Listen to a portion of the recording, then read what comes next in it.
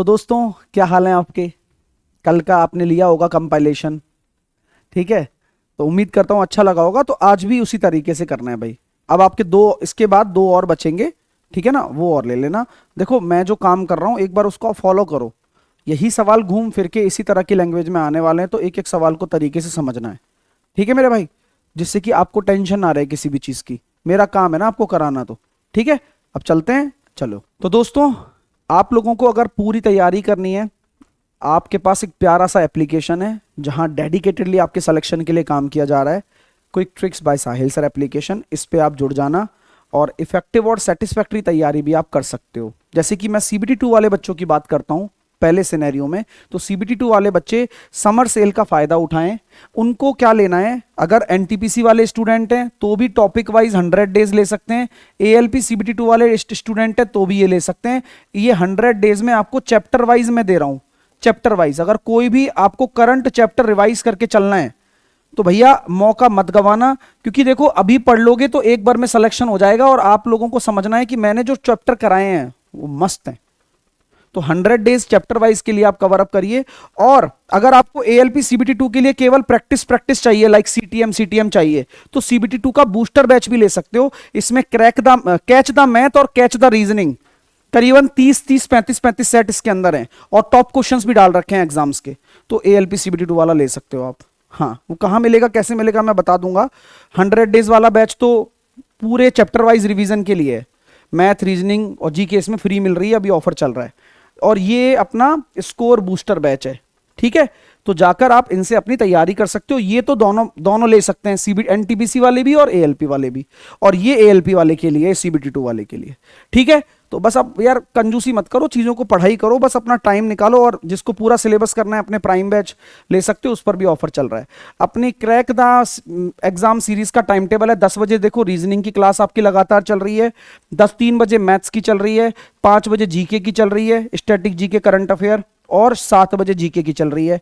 और पूरी टीम अच्छे से मेहनत कर रही है। क्लास 22 तारीख से शुरू हो गई थी आपकी, लगातार कंटिन्यू चलती जा रही है, ठीक है मेरे भाई? तो अब चलिए क्वेश्चन करना शुरू करते हैं। सवाल पे आ जाओ बेटा, है ना? फोकस करते हैं सवाल पर। देखो, एक्स और वाई दो ऐसे मान दे रखे हैं जिनका अंतर आपको दे रखा है एक्स माइनस का वाई बराबर 5,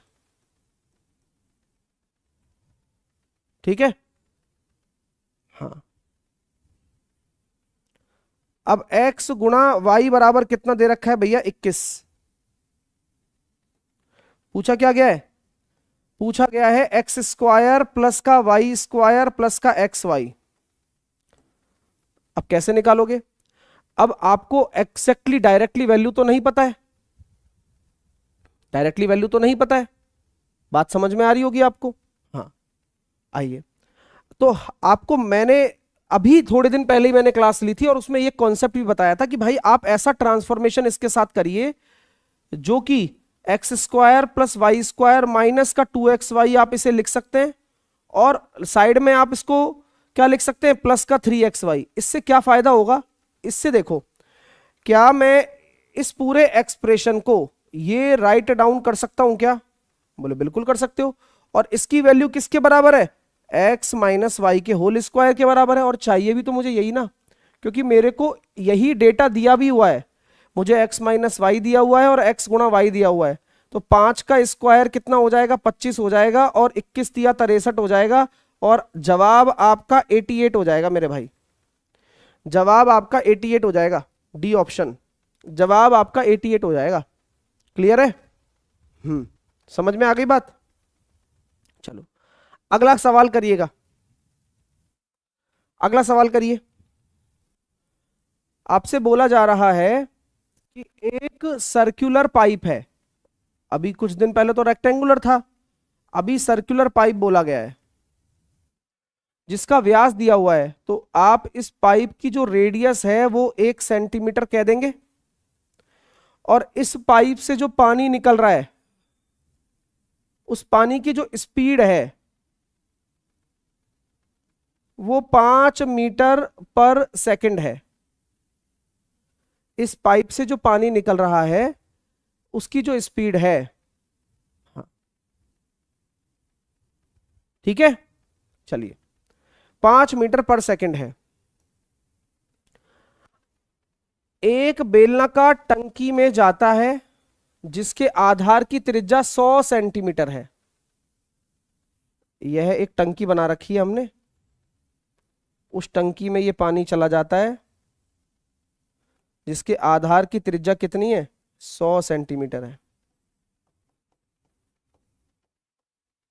चलो 13 मिनट में जल का स्तर कितना होगा, यानी कि 13 मिनट में कितना पानी यहां भर जाएगा, ये आपको निकालना है।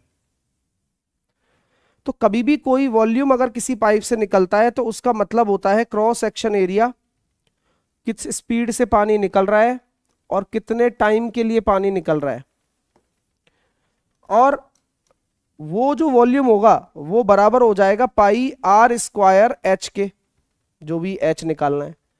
अब 13 मिनट की बात कर रही है, पूरे सवाल में 13 का मल्टीपल जो होगा वो आंसर हो जाएगा। लो, एक तो ये आसान तरीका है, क्यों, क्योंकि जब हाइट निकालोगे तो वो टाइम के मल्टीपल में ही आएगी, और टाइम 13 का मल्टीपल है तो 13 का मल्टीपल एक ही ऑप्शन है, क्योंकि 13 को काटने वाला कोई नंबर ही नहीं है मेरे पास।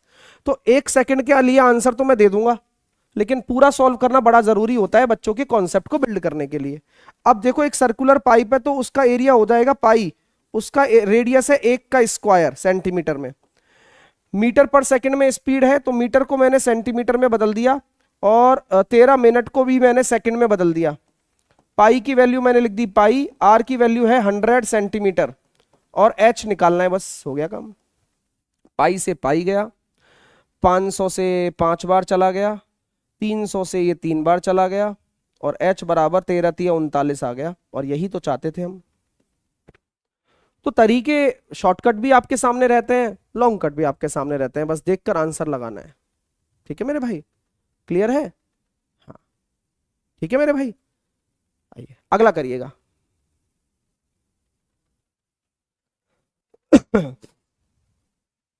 साइन ए, साइन ए की जो वैल्यू है वो √3/7 है। तो यहां पर हम एक बात कहते हैं कि साइन ए की वैल्यू है जो √3/7 है, जिसका जवाब जो है वो लाल बटे कक्का है। अब साइन थीटा को डिनोट कौन कर रहा है, साइन थीटा को करता है लंब बटे कर्ण। तो लंब आपका कितना है, √3 है, और कर्ण कितना है, 7 है। तो आपका जो आधार होगा वो कितना हो जाएगा बताओ, 49 में से 3 गया तो 46। चलो तो √23। अब सेक थीटा को लाल बटे कक्का से बताना कितना होता है, सेक थीटा, तो कर्ण बटे आधार, तो कर्ण बटे आधार, और कौसेक थीटा कितना होता है बताना, कर्ण बटे लंब।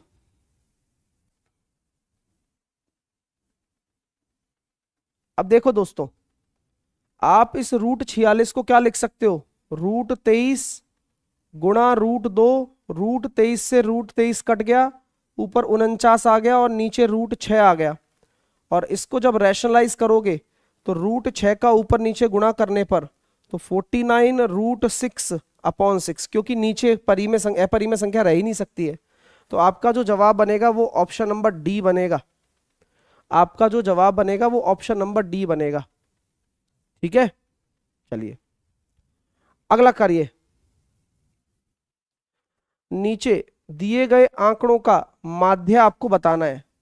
अब भाई बहुत ही बढ़िया सवाल है, लेकिन ये आप देख सकते हैं कि ये कॉन्टिन्यूअस इंटरवल है, माध्य आपको बताना है। तो आपको क्या निकालना पड़ेगा, पहले तो आपको मिड वैल्यू निकालनी पड़ेगी। 0 और 8 की मिड वैल्यू है 4, इनमें जो अंतर है वो 8 का है, तो 8 जोड़ दीजिए 12, 12 में 8 जोड़ दीजिए 20, 20 में 8 जोड़ दीजिए 28, 28 में 8 जोड़ दीजिए 36, और 36 में 8 जोड़ दीजिए 44।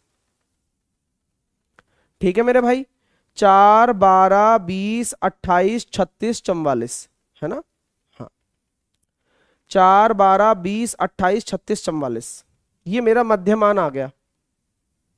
अब आप जब फ्रीक्वेंसी से इसको मल्टीप्लाई करोगे तो कितना बैठ रहा है, 8 12 चौके 48, 140, 28 पंजे 140 जो कि नियम है, 36 दिया 108, और ये 264।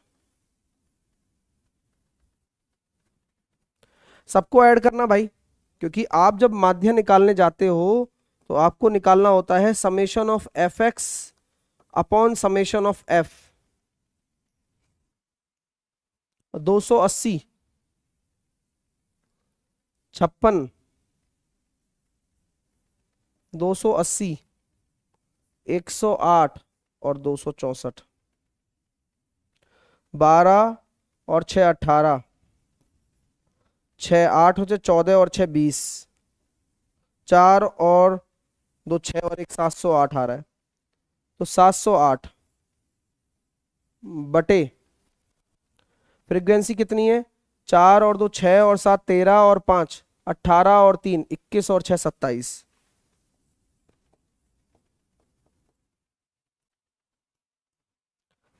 27, 27 का टेबल बोलो।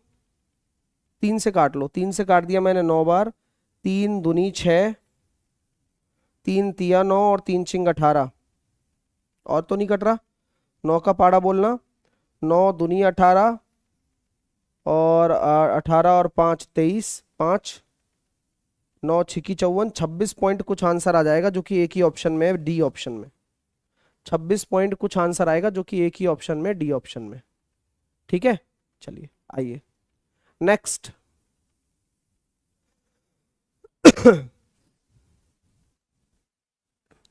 तीन मित्र दे रखे हैं, एक्स है और एक वाई है और एक जेड है, जो कि 5:3:7 के अनुपात में इन्वेस्टमेंट कर रहे हैं।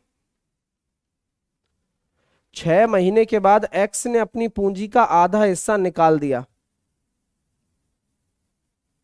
आधा हिस्सा निकाल दिया भाई, ठीक है, और बाकी कुछ लिखा नहीं है, तो इन्होंने 12-12 महीने किया होगा। अब ये सवाल हमने कल भी शिफ्ट में किया हुआ है, आपको मैंने बताया था कि जेड की निवेश की गई धनराशि दी हुई है, इसका कोई लेना देना ही नहीं है सवाल में, केवल बेवकूफ बनाने के लिए दिया हुआ है। हमें तो वैसे भी प्रॉफिट का ही निकालना है, तो 6 से जैसे ही काटोगे आप तो आपका प्रॉफिट का रेशो निकल जाएगा 15/2 अनुपात 6:14, 15:12:28, तो ये हो जाएगा 55। तो बस बढ़िया है, क्योंकि 55 रेशो ही तो 55,000 के बराबर है, और एक रेशो ही तो 1000 के बराबर है। तो एक्स और वाई का अंतर कितना है, एक्स और वाई का अंतर है 3 रेशो, तो 3000 के बराबर हो। 3 का मल्टीपल भी चेक कर सकते थे, डायरेक्ट भी आंसर निकल कर आ जाता आपका। ठीक है मेरे भाई, चलिए नेक्स्ट। एक मोटर बोट स्थिर जल में, जब कोई मोटर बोट रुकी हुई होती है तो उसकी चाल को हम वी बोलते हैं, तो आपको वी दिया हुआ है। धारा के विपरीत दिशा में 80 किलोमीटर की दूरी तय करने में 4 घंटे का समय लगता है। तो धारा की विपरीत दिशा में 80 किलोमीटर की दूरी को तय करने में 4 घंटे का समय लगता है, यानी कि 80/4 करूंगा तो 20 किलोमीटर पर आवर आ जाएगा। अब फटाफट से मुझे बताओ कि अगर ये 25 है तो आपकी जो धारा की चाल होगी वो कितनी हो जाएगी, कमेंट करिए। तो आप ये कह सकते हैं सर धारा की चाल 5 हो जाएगी, तभी तो 20 आ रहा है। ठीक है, अब क्वेश्चन ने यही कहा है कि धारा के विपरीत दिशा में उतनी ही दूरी तय करने में और फिर धारा की दिशा में वापस आने में टोटल टाइम कितना लगेगा। तो धारा की विपरीत दिशा में 80 किलोमीटर तय कर रहे हो आप, धारा की विपरीत दिशा में कितना टाइम लग रहा है, 4 घंटे, और धारा की दिशा में कितना टाइम लग रहा है, 8/3। तो ये धारा की दिशा में कितना टाइम लग रहा है, 2 घंटे, 2/3, या कह सकता हूं 2 घंटे, 2/3 को मैंने मिनट में बदल दिया, 40 मिनट। तो अभी क्वेश्चन ने क्या कहना है, क्वेश्चन का कहना है कि ये धारा की दिशा में चाल है।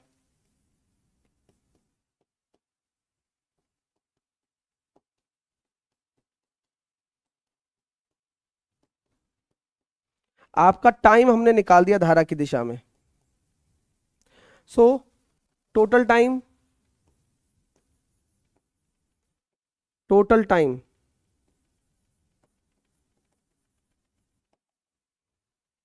4 घंटे तो पहले ही लग रहे थे, और धारा की दिशा में कितना लगेगा, 2 घंटे 40 मिनट। तो आपका जो राइट आंसर आ जाएगा वो आ जाएगा 6 घंटे 40 मिनट। देखो भाई कौन सा ऑप्शन है, ऑप्शन नंबर बी आंसर है, ऑप्शन नंबर बी आंसर है 6 घंटे 40 मिनट। क्योंकि 4 घंटे तो ऑलरेडी दिया ही हुआ है, तो टोटल टाइम पूछा है तो दोनों का जुड़ जाएगा। धारा की दिशा में चाल दे दी और दूरी वही है, तो हमने टोटल टाइम निकाल लिया। मजा आ रहा है दोस्तों? हाँ ठीक है, आइए अगला करिए चलिए।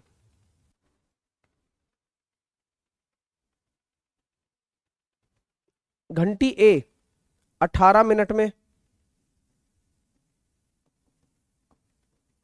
घंटी बी 24 मिनट में, घंटी सी 30 मिनट में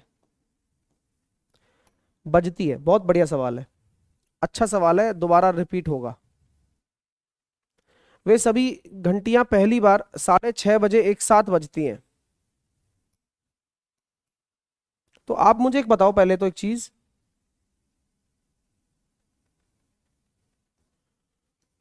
6:30 बजे पहली बार तो बज गई हैं, तो ये बताओ वह टाइम कितना है जब बज रही होंगी, एक पर्टिकुलर टाइम कितने समय बाद बज रही हैं एक साथ।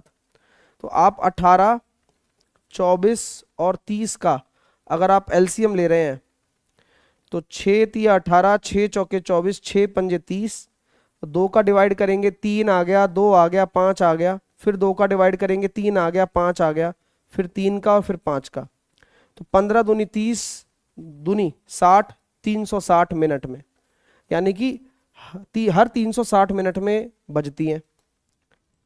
तो 360 मिनट को बोला जाता है 6 घंटे में।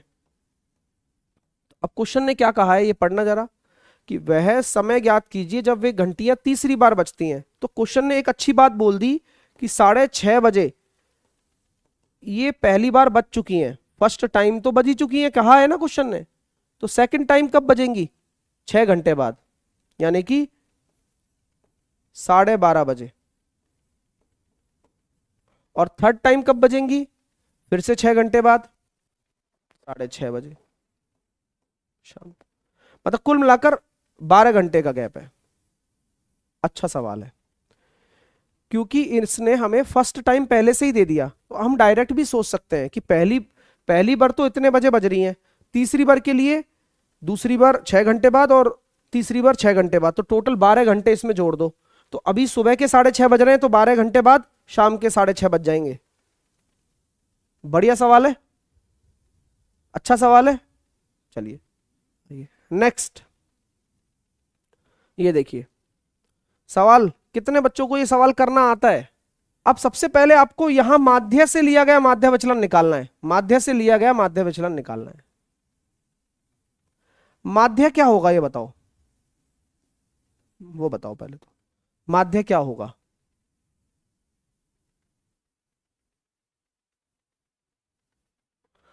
तो सबसे पहले माध्य कैलकुलेट करेंगे हम लोग। 8, क्योंकि उसी से विचलन आएगा ना। 8 और 5 13, 13 और 2 15, 15 और 6 21, 21 और 9 30, 30 और 9 39, 39 और 4 43, 43 और 5 48, 48 और 2 50, 11 और 6 17 और 4 21 और 4 25 और 5 30 और 4 34 और 6 40 और 4 44, 44 और 6 50 और 55। और टोटल कितने संख्याएं हैं? 1 2 3 4 5 6 7 8 9 10।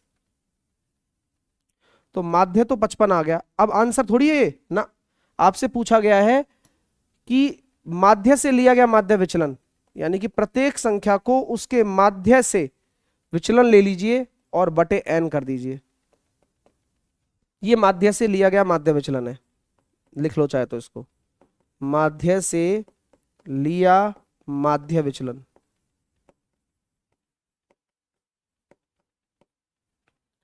तो 55 का देखो यहां कितना आ रहा है, प्लस का 3 आ रहा है। आपको फर्क नहीं पड़ता, आपको सारे पॉजिटिव लेने हैं पहली बात तो। क्यों? क्योंकि यहां पर हमने इसका मॉड्यूलस वैल्यू लेना है। तो प्लस का 3, प्लस का 10, और यहां से आप देखोगे कि सर ये तो माइनस का 13 है, ये प्लस का 11 है, ये माइनस का, तो मैं आपको कह रहा हूं कि सबकी एब्सोल्यूट वैल्यू लेनी है। सबकी पॉजिटिव वैल्यू लेनी है ऑटोमेटिक, आप देखते चलो। तो सर ये प्लस का 3 है, और ये अपना प्लस का 10 है 13, और ये प्लस का अपना हो जाएगा 13, प्लस का 11, और ये हो जाएगा आपका प्लस का 6, ये हो जाएगा आपका प्लस का 4, ये हो जाएगा आपका प्लस का 11, और ये हो जाएगा आपका प्लस का 10, ये हो जाएगा आपका कितना 7, और ये हो जाएगा 5। सबको ऐड कर दो बस, ये जो विचलन है वो सब ऐड हो जाएगा। नेगेटिव पॉजिटिव लेना ही नहीं है क्योंकि मोड लगा हुआ है। 10 और 3 13, 13 और 13 26, 26 और 11 37, 37 और 6 43, 43 और 4 47, 48 और 10 58, 58 और 10 68, 68 और 12 80, 80/10, आंसर आ गया 8।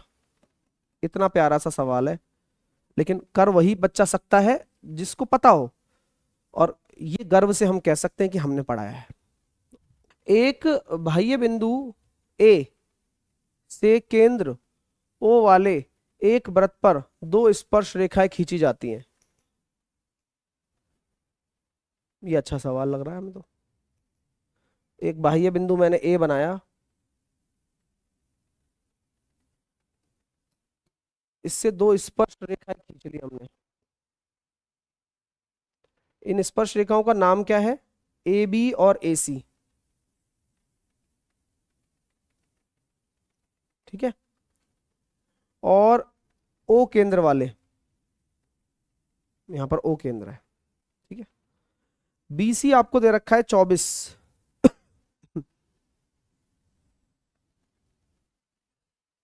देखो अब आएगा मजा सवाल में। अगर आप इसको इससे मिला देते हो कोई दिक्कत नहीं है, ये आपकी रेडियस हो जाएगी, कोई दिक्कत नहीं है।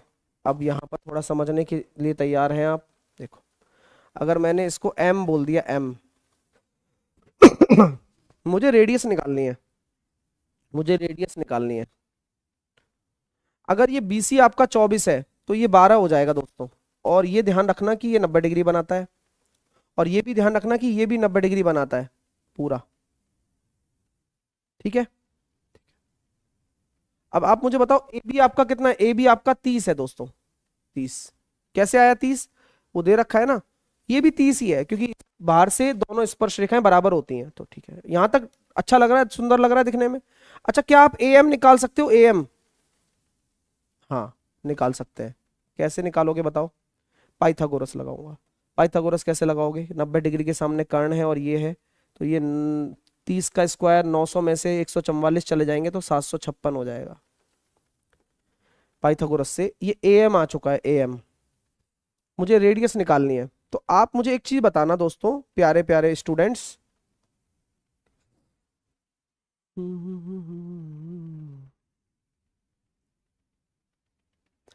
ये वाला एक ट्राइंगल देख रहा हूं, छोटा वाला में पहले तो।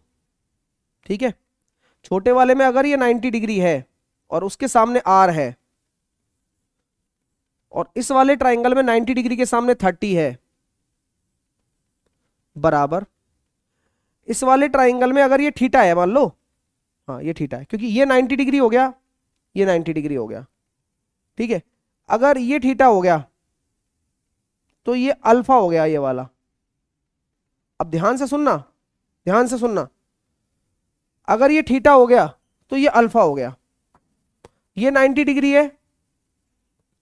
तो एक बात हमेशा याद रखनी है आपको, एक बात हमेशा याद रखनी है कि इन दोनों में रिलेशन कितना होता है? इस वाले कोण और इस वाले कोण में 180 डिग्री का होता है। ये थीटा, ये अगर पूरा 2 थीटा है तो ये 180 माइनस 2 थीटा है, तो ये 90 माइनस थीटा हो जाएगा। ये ध्यान है ना? अरे ध्यान होना चाहिए ना आपको। इन दोनों में रिलेशन होता है कि अगर ये थीटा थीटा 2 थीटा है मान लो, तो ये 90 माइनस थीटा होगा, यानी कि अल्फा अल्फा हो जाएगा अपने आप ही। बढ़िया है फिर तो बढ़िया है। तो फिर यही बात मैं कहना चाह रहा हूं, अगर ये थीटा है तो ये 90 माइनस थीटा है, तो यहां ये अल्फा है तो ये थीटा हो गया। अब क्या करना चाहते हो आप? 90 डिग्री के सामने आर ले लिया, इस 90 डिग्री के सामने 30 ले लिया। अब इस थीटा के सामने 12 लूंगा छोटे वाले में, और बड़े वाले में इस थीटा के सामने √756 ले लूंगा बस। तो आर रेडियस ही तो निकालनी है, तो 360 में √756, अब √756 किसके स्क्वायर के आसपास है चेक करना जरा।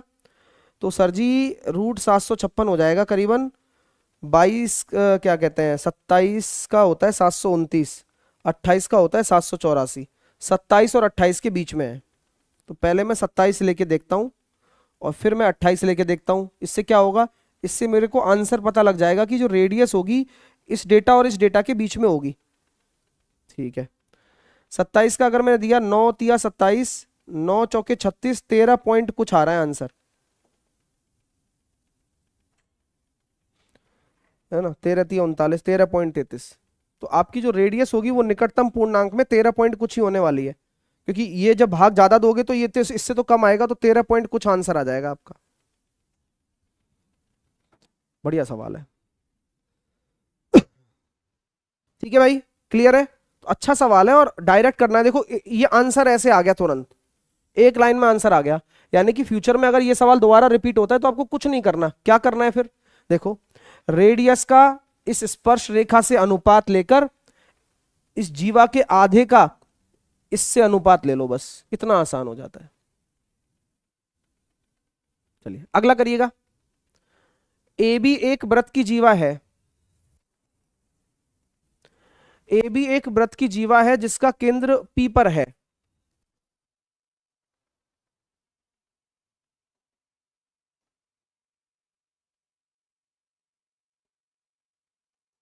ए बी एक वृत्त की जीवा है जिसका केंद्र पी पर है।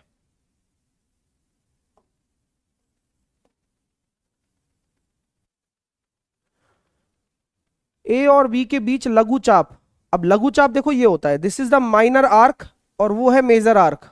समझ में आ रही है बात, ये माइनर आर्क है और वो मेजर आर्क है।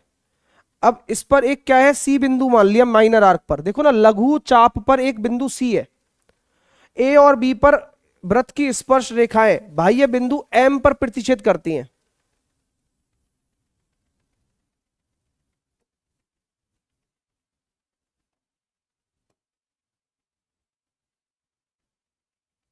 यहां पर मैंने एम बना दिया। चलो क्वेश्चन ने कहा है कि यार ए सी बी आपको दिया हुआ है, क्या दिया हुआ है दोस्त, ए सी बी, ये कितना है 124। सारा खेल डायग्राम का है, एक बार आप डायग्राम बना लोगे क्वेश्चन बड़ा आसान लगने लगेगा। आपको क्या निकालना है सर, ये वाला एंगल निकालना है। अब आप मुझे बताओ कैसे निकालूंगा मैं अगर आपकी तरह सोचता हूं तो सबसे पहले मैं क्या करूंगा, सबसे पहले मैं दीर्घ चाप पर एक वर्चुअल पॉइंट कंसीडर कर लूंगा जिसको मैंने बोल दिया डी। आप अब सोच के बताओ कि ये चार बिंदु अगर किसी भी सर्कल पर होते हैं तो वैसा एक जो क्वाड्रिलेटरल बनता है वो कौन सा क्वाड्रिलेटरल होता है, साइक्लिक क्वाड्रिलेटरल होता है। आमने सामने वाले एंगल 180 डिग्री होंगे कि नहीं होंगे, जब चक्रीय चतुर्भुज है तो होंगे। अगर ये 124 है तो ये 6 और 56 हो गया, सही है। अब ये चीज समझो कि अगर ये एक आपकी कॉर्ड है, जीवा है, तो जीवा द्वारा परिधि पर बना हुआ कोण दे रखा है, तो आप अब ये बता सकते हो क्या कि केंद्र पर बना हुआ कोण कितना होगा। बोले गुरुजी यार ये तो मजा आ गया, केंद्र पर बना हुआ कोण कितना हो गया, दुगना हो जाता है 112 डिग्री। और अभी जस्ट मैंने थोड़ी देर पहले आपको एक प्रॉपर्टी बताई है कि इस वाले एंगल और इस वाले एंगल के बीच में रिलेशन कितना होता है 180 डिग्री का, तो ये हो जाएगा 68 डिग्री।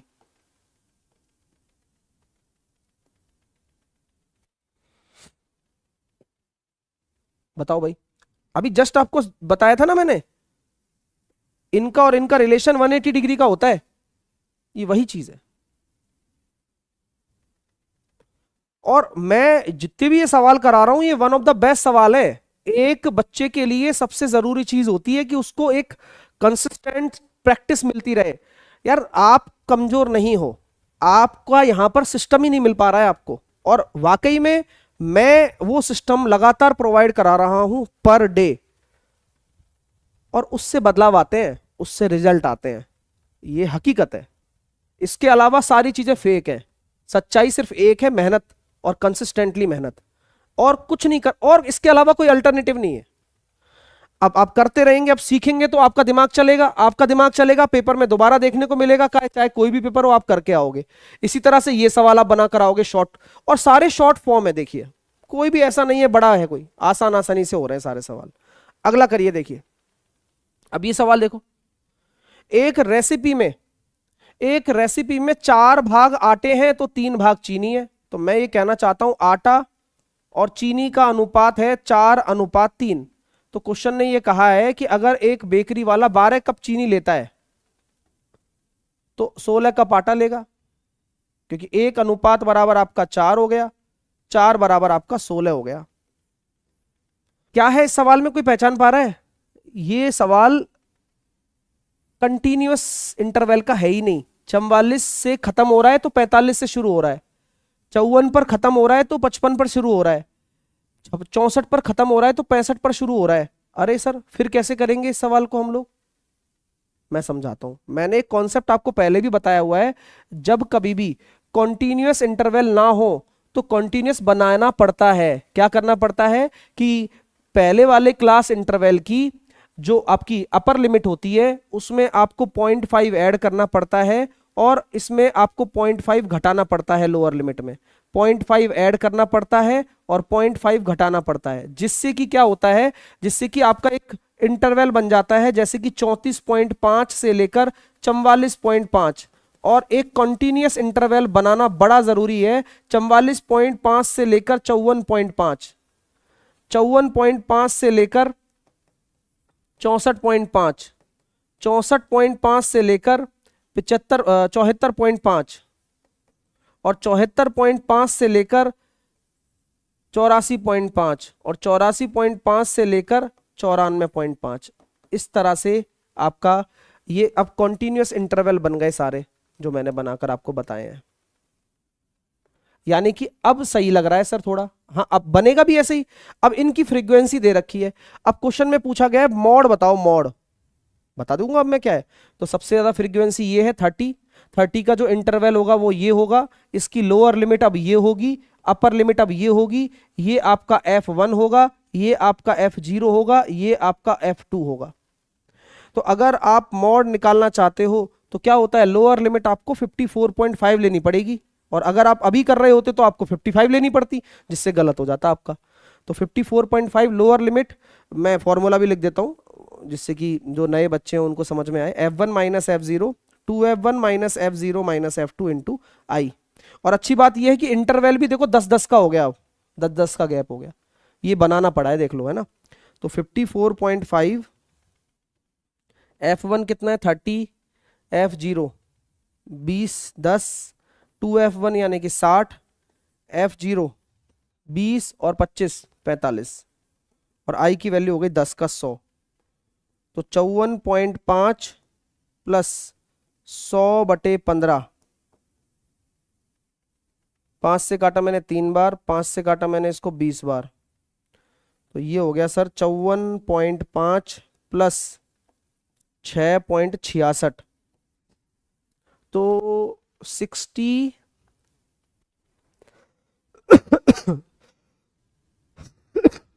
1.67 या 17 देख लेना, जोड़ ही लो ना यार। 54.5 और 6.66 है ना,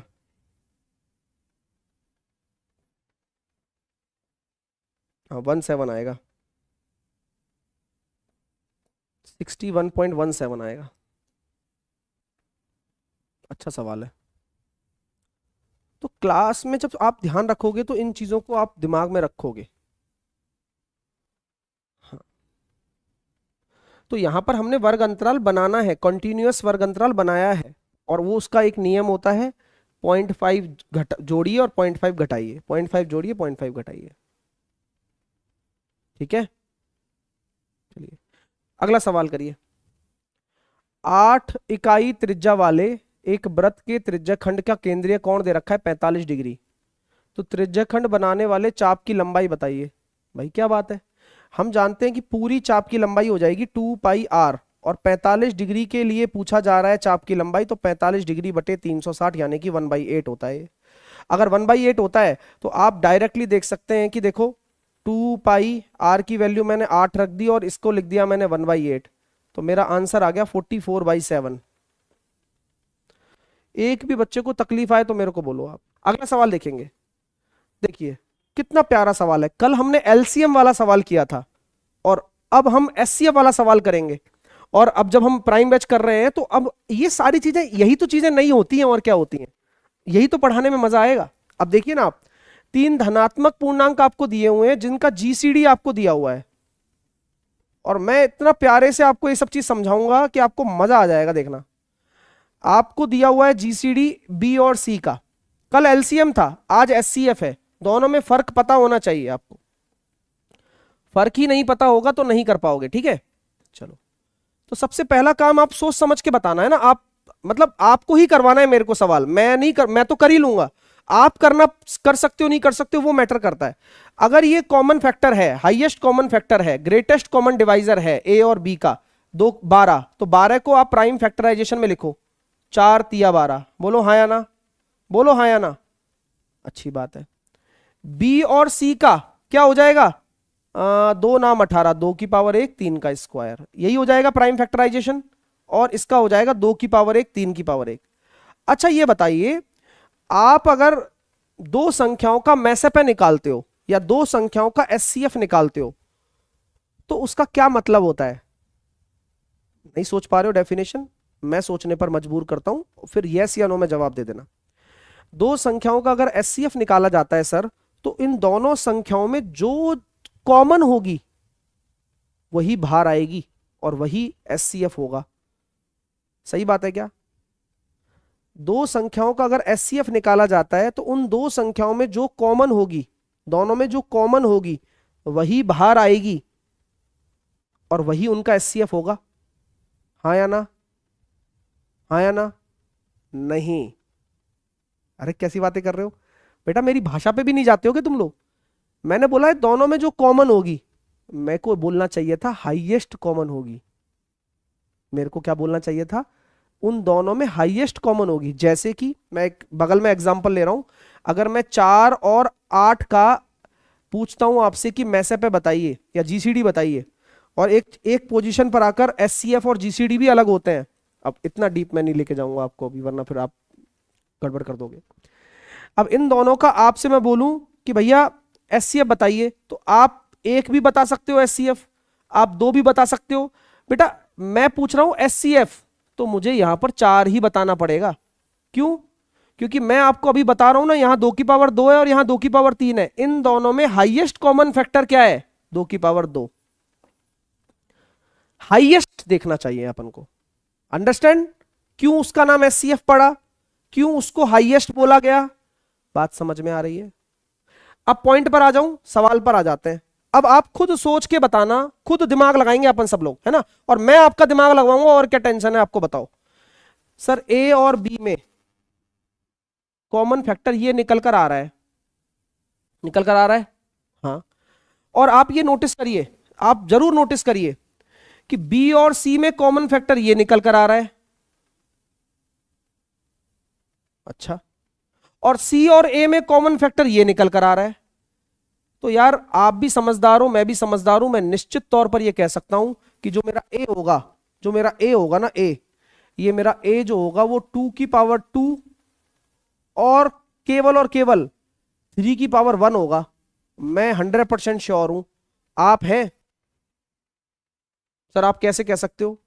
मैं ऐसे कह सकता हूं कि यार अगर मैं यहां से देख रहा हूं, यहां से देख रहा हूं 2 की पावर 2 और 3 की पावर 1, तो ए के अंदर ये दोनों चीजें हैं, क्या 3 की पावर 2 नहीं ले सकते क्या आप? मैंने कहा अगर मैंने यहां 3 की पावर 2 ले लिया तो ये समझ लेना, तो फिर यहां पर भी कुछ ना कुछ कॉमन आना चाहिए फिर। तो इसका मतलब सी के अंदर 3 की पावर 2 है, लेकिन फिर भी 3 की पावर 1 आया है। कैसे पता आपको सी के अंदर है? क्योंकि बी और सी का हाईएस्ट कॉमन फैक्टर में 3 की पावर 2 आ रहा है ना। अच्छा, यानी कि यहां पर जो बी है वो 3 की पावर 2 लेकर चलेगा, बिल्कुल लेकर चलेगा। तो अब आप कहोगे सर कॉमन फैक्टर भी तो निकालना है, तो मैं कहूंगा भाई देखो यहां 2 की पावर 2 भी होना चाहिए फिर तो। क्यों क्यों होना चाहिए भाई? कॉमन निकालना है ना, तो दोनों में कॉमन 2 की पावर 2 होगा, तभी तो 2 की पावर 2 बाहर आया है। और यहां 3 की पावर 1 और 3 की पावर 2 में से 3 की पावर 1 लेना पड़ेगा। वेरी गुड यार। अगर आपका बी आपका ये निकल कर आ गया है 3 की पावर 2 और 2 की पावर 2, अच्छी बात है सर। तो सी कितना होगा फिर यहां? तो मैं कहूंगा देखो यार सी कितना हो सकता है, सी निश्चित तौर पर 3 की पावर 1 लेकर जाएगा। क्यों? क्योंकि अगर यहां 3 की पावर 2 होता, या 3 की पावर 2 होना भी चाहिए वैसे तो, क्यों होना चाहिए? क्योंकि तभी कॉमन आएगा। लेकिन यहां सी में 2 की पावर 1 होनी चाहिए। बोलो हाँ या ना, बोल दो एक बार यार। और यहां पर 2 की पावर 2 और 3 की पावर 1 एक ही वैल्यू। अब सबका चेक कर लो एचसीएफ सेट हो रहा है कि नहीं हो रहा। इसमें से 2 की पावर 2 आ गया, 3 की पावर 1 आ गया, बढ़िया है। अब इसमें देखो 2 की पावर 2 3 की पावर 2 है, और 2 की पावर 1 3 की पावर 2 है, तो 2 की पावर 1 आ जाएगा और 3 की पावर 2 आ जाएगा, बहुत अच्छे। इसमें से देखो 2 की पावर 1 आ जाएगा और 3 की पावर भी 1 आ जाएगा, बहुत बढ़िया। यानी कि तीनों संख्याओं का मैसेप निकालना बड़ा आवश्यक है। ऐसे अपन को ये डील करना है। अब यहां से हमने ए देखा, ए कितना आया 4 तिया 12, बी कितना निकल कर आया 4 नाम 36, और सी कितना निकल कर आया 4 तिया 12। सी सॉरी, सी आ जाएगा 9 दूनी 18। तो इन तीनों का क्या पूछा गया है आपसे? योग बोला गया, योग। इन तीनों का योग 6k के बराबर है, तो 66 जो है वो 6k के बराबर है, तो k इज इक्वल टू 11। भाई रेलवे में पूछा गया सवाल है, एसएससी तक ऐसे सवाल नहीं पूछता है। एक डेटा वैज्ञानिक ने पाया कि दो प्रायोगिक मानों 18 और 32 के बीच का मध्य अनुपात के मॉडल को निष्पादन के लिए 25% बढ़ाने की आवश्यकता है। तो सबसे पहले आपने क्या कर दिया, 18 और 32 का मध्य अनुपात ले लिया। तो मैंने कहा 36 और 16, 36 का 6 और 16 का कितना हो गया 4, तो 24। अब 24 से बोला जा रहा है कि इसको आपने 25% बढ़ाने के लिए आवश्यकता है, तो 25% आप इंक्रीज करोगे तो 5/4 का मल्टीप्लाई कर दोगे, तो 30 होना चाहिए आपका मध्य अनुपात। जिसमें आपसे बोला जा रहा है कि आपकी एक संख्या तो 18 है, तो आपकी जो दूसरी संख्या y है वो कितनी होगी। तो मैंने जब दोनों तरफ होल स्क्वायर कर दिया तो 18y, y बराबर आ गया 50। सवाल में क्वालिटी है, द्विघात समीकरण नहीं है। अब द्विघात समीकरण नहीं है मतलब क्या होता है? नहीं है मतलब नहीं है। कोई भी द्विघात समीकरण तब बनेगी किसी भी वेरिएबल की द्विघात होनी चाहिए। अब जब द्विघात ही नहीं बचेगी तो समीकरण कैसे बचेगी? यहां बच रही है द्विघात, यहां भी समीकरण आ रही है, यहां भी आ रही है, तो ये आंसर है। अब क्यों है ये आंसर? क्योंकि एक्स स्क्वायर से एक्स स्क्वायर कट जाएगा, तो नहीं वाला केस है। एक बच्चा कह रहा कैसे पता आपका नोट्स था? अरे कैसे क्या पता, मैं कह रहा हूँ नोट्स में जो लिखा हुआ है वो अपने भी लिखा हुआ है, सेम टू सेम चीज। चाहे चेक कर लेना जाकर, जिसके पास है। नहीं है तो मैं चेक करा दूंगा किसी दिन आपको। अगला करिए। अब ये भी कल उसी कॉन्सेप्ट पर आया हुआ सवाल है जो लास्ट हमने किया है।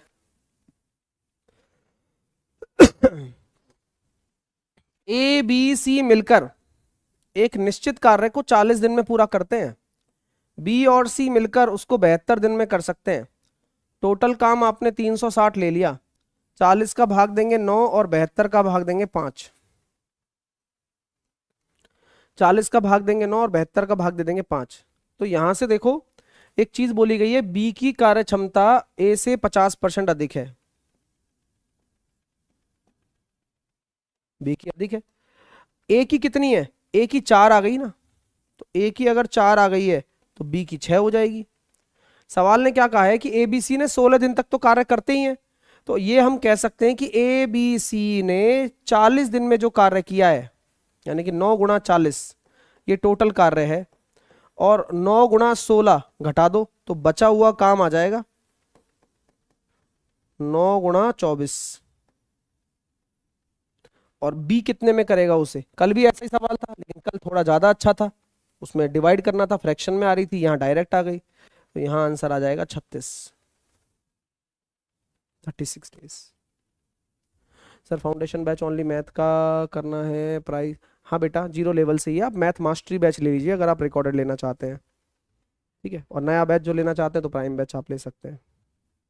चलिए अगला सवाल देखिए, करिए आराम से।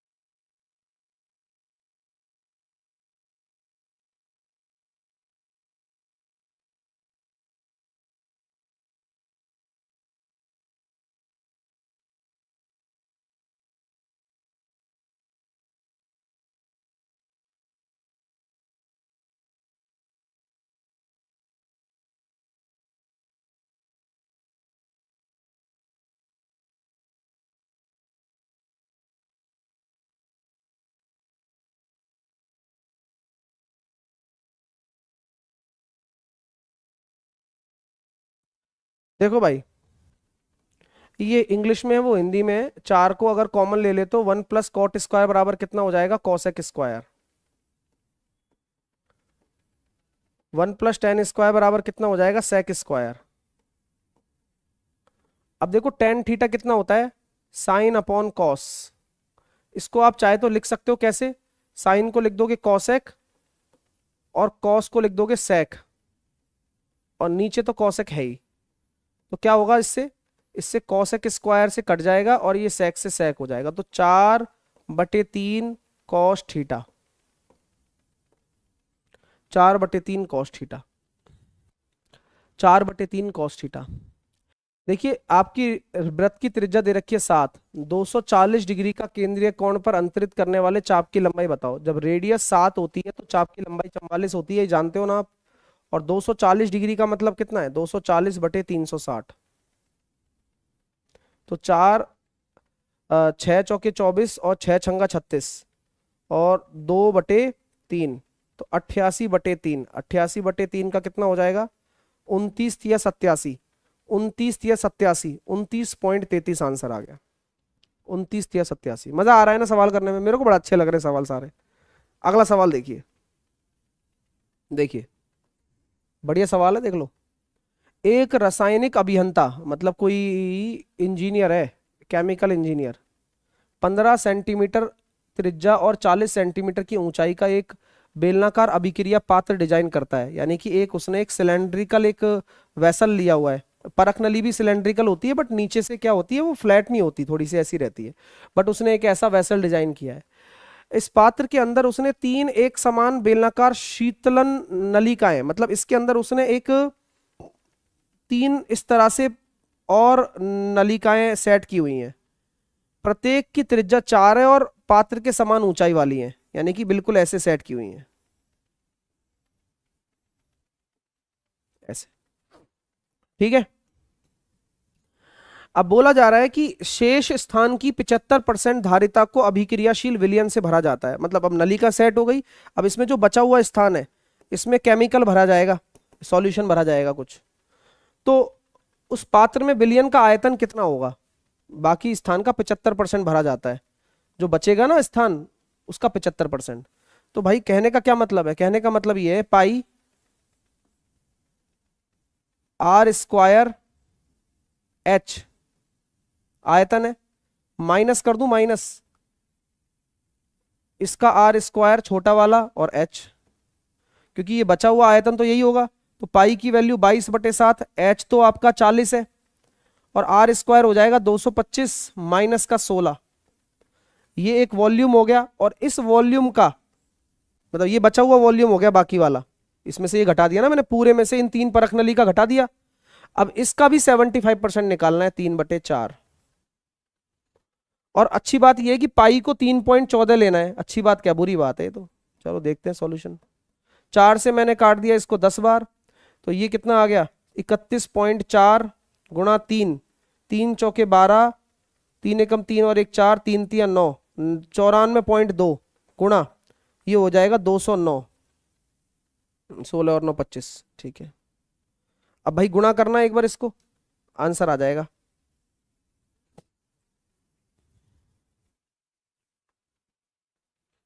आ रहा है क्या कुछ, कोई गड़बड़ हो गई क्या?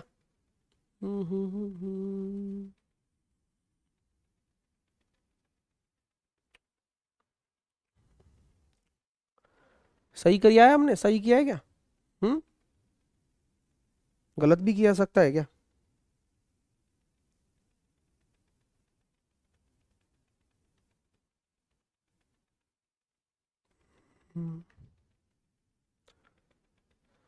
3.14 r²।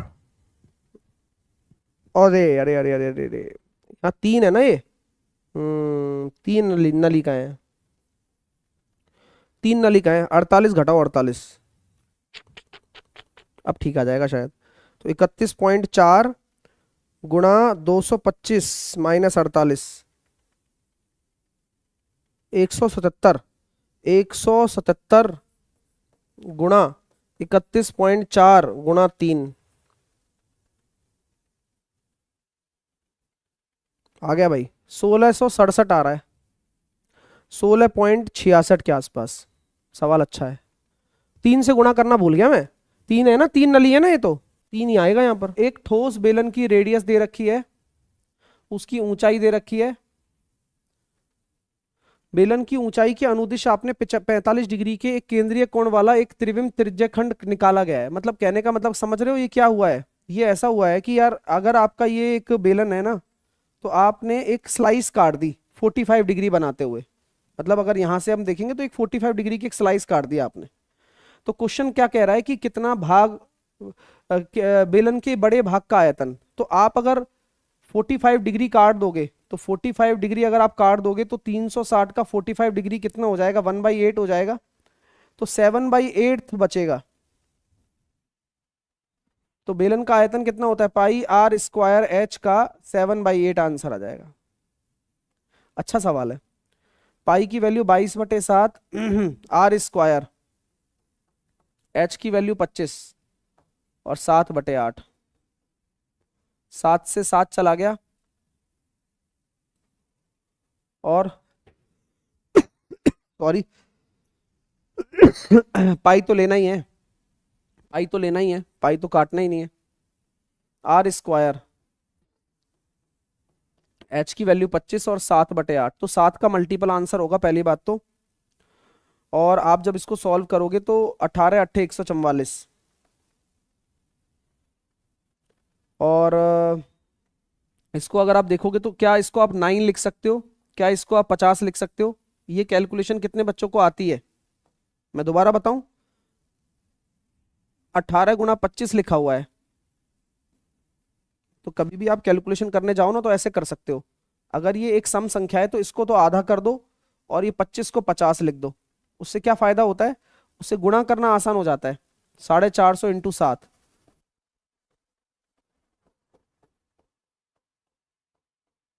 7×5 35, 7×4 28, 3150 पाई। तो जिसका भी आंसर ए आ रहा है वो ठीक है, क्वेश्चन अच्छा है। जिसका भी आंसर ए आ रहा है वो बिल्कुल ठीक है। अगला करो। अच्छा सवाल है, पहली बार बच्चा कंफ्यूज रहता है। अरे यार ये तो क्यूब हो रहा है बट 324 तो स्क्वायर है, क्या करूं कैसे करूं?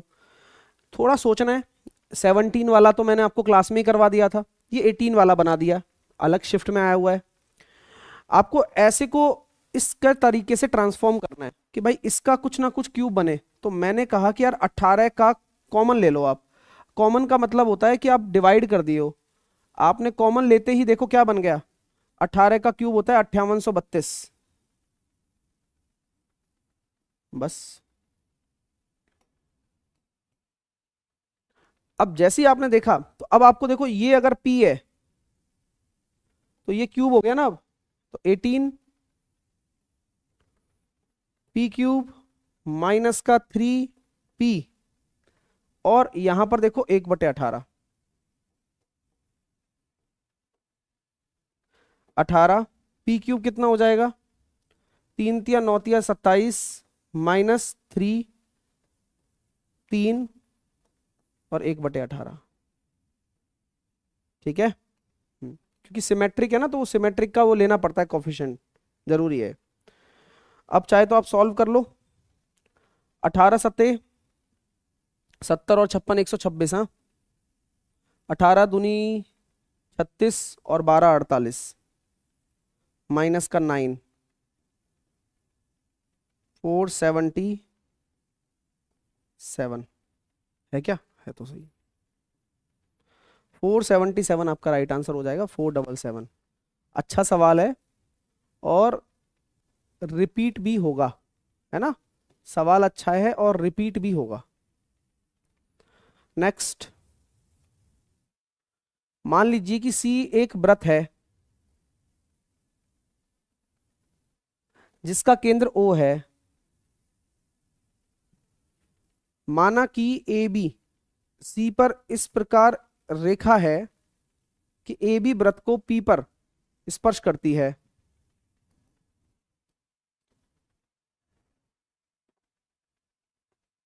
ए बी वृत्त को स्पर्श मैंने करवा दिया। मान लीजिए कि x और y सी पर कोई बिंदु है, तो ए पी एक्स कहाँ पर स्पर्श करती है, p पर स्पर्श करती है, तो ए पी एक्स 50 है। तो ज्यादा बड़ा एंगल नहीं है, तो मैंने यहाँ मान लिया ए पी एक्स, ये 50 है। और बी पी वाई ये 60 है, तो ये थोड़ा बड़ा हो जाएगा ज्यादा से ज्यादा, y मैंने यहां मान लिया। तो क्वेश्चन ने कहा है कि पी एक्स वाई बताओ। और देखो यार, सवाल बड़ा प्यारा है, कौन सी थ्योरम यहाँ लग रही है वो मुझे अगर कमेंट में बता दोगे तो मजा आ जाएगा। दोस्तों हमेशा याद रखना कि जब स्पर्श रेखा के साथ में कोण बना हो तो वह एक कोण छोड़ के दूसरे कोण के बराबर होता है। क्यों होता है, कारण बताऊंगा अभी। इसी प्रकार ये 50 है तो ये भी 50 हो जाएगा। लो, दोनों एंगल्स की वैल्यू आ गई। कौन सी थ्योरम लगती है दोस्तों, ये दोस्तों थ्योरम है अल्टरनेटिव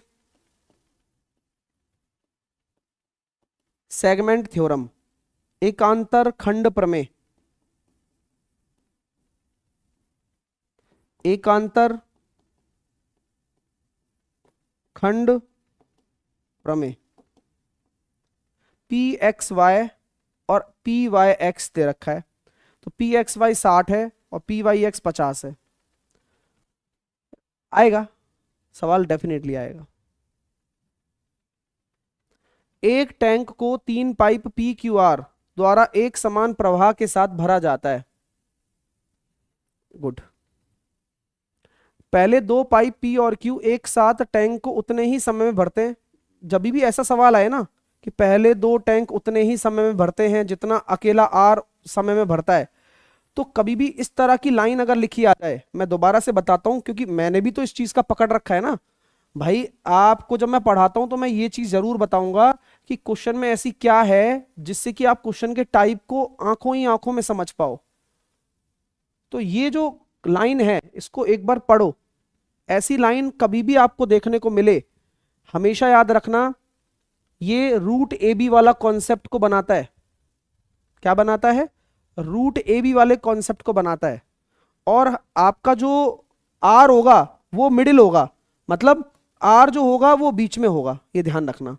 और आर पी और क्यू के साथ में बनेगा। अगर एक्स दिन ले रहा है तो पी कितना टाइम लेगा और ये कितना टाइम लेगा। अगर ये ए है और ये बी ज्यादा ले रहा है तो हमेशा याद रखना कि आर की जो वैल्यू होगी वो रूट ए बी के बराबर होगी। ये इसका पूरा कॉन्सेप्ट है अगर आप पढ़ते हैं तो। और उसकी पहचान इस लाइन में छिपी हुई है जो मैंने अंडरलाइन की है। हाँ, अब सवाल को देखो, यहां पर कंफ्यूज क्यों होता है बच्चा वो भी मैं बताऊंगा। पाइप क्यू पहले पाइप आर से 15 घंटे तेजी से। आप मुझे ये बताओ, पाइप क्यू पहला पाइप तो पी है, ये क्यू है, ये क्यू है और ये आर है। समझना जरा, मैंने कहा कि पाइप क्यू पहले पाइप आर से 15 घंटे तेजी से। कोई भी 15 घंटे तेजी से काम कर रहा है। पाइप क्यू पहले पाइप से 15 घंटे तेजी से और आर से 12 घंटे धीमी गति से टैंक को भरता है। ये और किसके लिए आया है, पहला पाइप जो है ना, पहला पाइप आपका पी है, ये ध्यान रखना। ये और किसके लिए आता है मुझे ये बता दो बस भाई। आपको पता होना चाहिए अगर आप थोड़ा बहुत पढ़ना जानते हो हिंदी मीडियम में। इंग्लिश मीडियम में भी आपको ये समझना होगा, ठीक है। तो बोला गया है पाइप क्यू पाइप पी से 15 घंटे तेजी से और पाइप आर से 12 घंटे धीमी गति से भरता है। पाइप आर से धीमी गति से भरता है। तो पाइप आर अगर एक्स ले रहा है तो ये पाइप आर से कितना ज्यादा लेगा ये बताओ। तो 12 घंटे ज्यादा ले रहा है, पहला कंसेप्ट। अब पाइप क्यू पाइप पी से 15 घंटे तेजी से भरता है।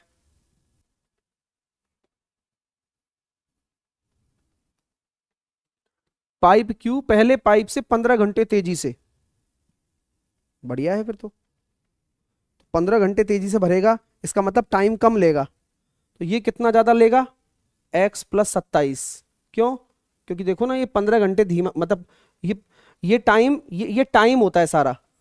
अब आप मुझे एक चीज बताना दोस्तों कि पाइप क्यू पहले पाइप से 15 घंटे तेज है तो टाइम कम ले रहा है ना। देखो 15 घंटे कम टाइम ले रहा है। और ऐसे बनाया इसलिए जिससे कि x प्लस ए और x प्लस बी वाले फॉर्मेट में हम बन जाएं। तो कंसेप्ट आ गया रूट ए बी, 27 गुणा 12, इसको 3 दे दूंगा तो 9 का हो जाएगा 3 और 36 का हो जाएगा कितना 6। तो ये आ गया x 18। तो r 18 घंटे लेता है। क्वेश्चन ने पूछा है कि P को टैंक भरने में कितना टाइम लगेगा, तो 18 प्लस 27 45 घंटे लगेंगे। देखो कितना प्यारा कॉन्सेप्ट है। इसको कितना टाइम लगेगा Q को, 30 घंटे लगेंगे।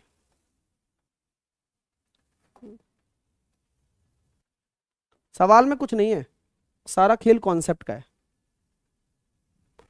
और आपको ये ध्यान रखना है, धीमा और तेज वाला कॉन्सेप्ट आपको जरूर दिमाग में रखना है, ये ध्यान रखना। कई बार बच्चे क्या कंसेप्ट में गड़बड़ कर जाते हैं, वो कभी भी धीमा और तेज को समझ ही नहीं पाते।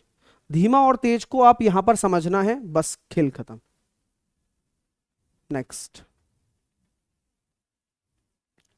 10, 80 और 30 का चतुर्थ अनुपात 7, 28 और 19 के चतुर्थ अनुपात का अनुपात कितना होगा। देखिए,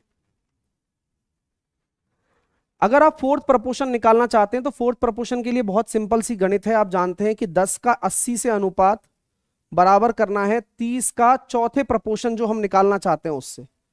इससे आपका फोर्थ प्रपोर्शन तुरंत निकल कर आ जाएगा यहां से 240। और इसका फोर्थ प्रपोर्शन कैसे निकालेंगे, 7 का 28 से अनुपात बराबर कर सकते हो 19 का फोर्थ प्रपोर्शन से अनुपात। तो यहां से हम देख सकते हैं कि जो फोर्थ नंबर आ जाएगा वो 76 आ जाएगा।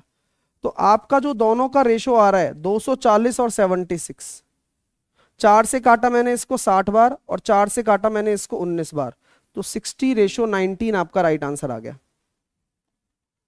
एक तो ये तरीका है। दूसरा तरीका क्या है कि जब भी फोर्थ प्रपोर्शन की बात आती है तो ये देखो, ये इसका कितना गुना है, 8 गुना है। तो चौथा अनुपात अपने आप में 8 गुना हो जाएगा, यानी कि 30 का 8 गुना 240, तो यही आ रहा है।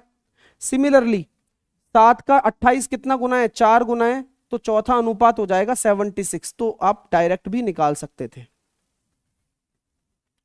कोई बात नहीं, चीजें सीखना जरूरी है बस। अगला करना कि कोई भी क्वाड्रेटिक इक्वेशन दे रखी है तो इस क्वाड्रेटिक इक्वेशन की मिनिमम वैल्यू क्या होगी, बता सकते हो क्या आप। तो जब कोई क्वाड्रेटिक इक्वेशन आप देखते हैं तो किसी भी क्वाड्रेटिक इक्वेशन की मिनिमम वैल्यू और मैक्सिमम वैल्यू का पता कैसे चलता है, पहले तो आप मुझे ये बता दो, अगर आपको नॉलेज है तो। नहीं है, मैं सिखाऊंगा।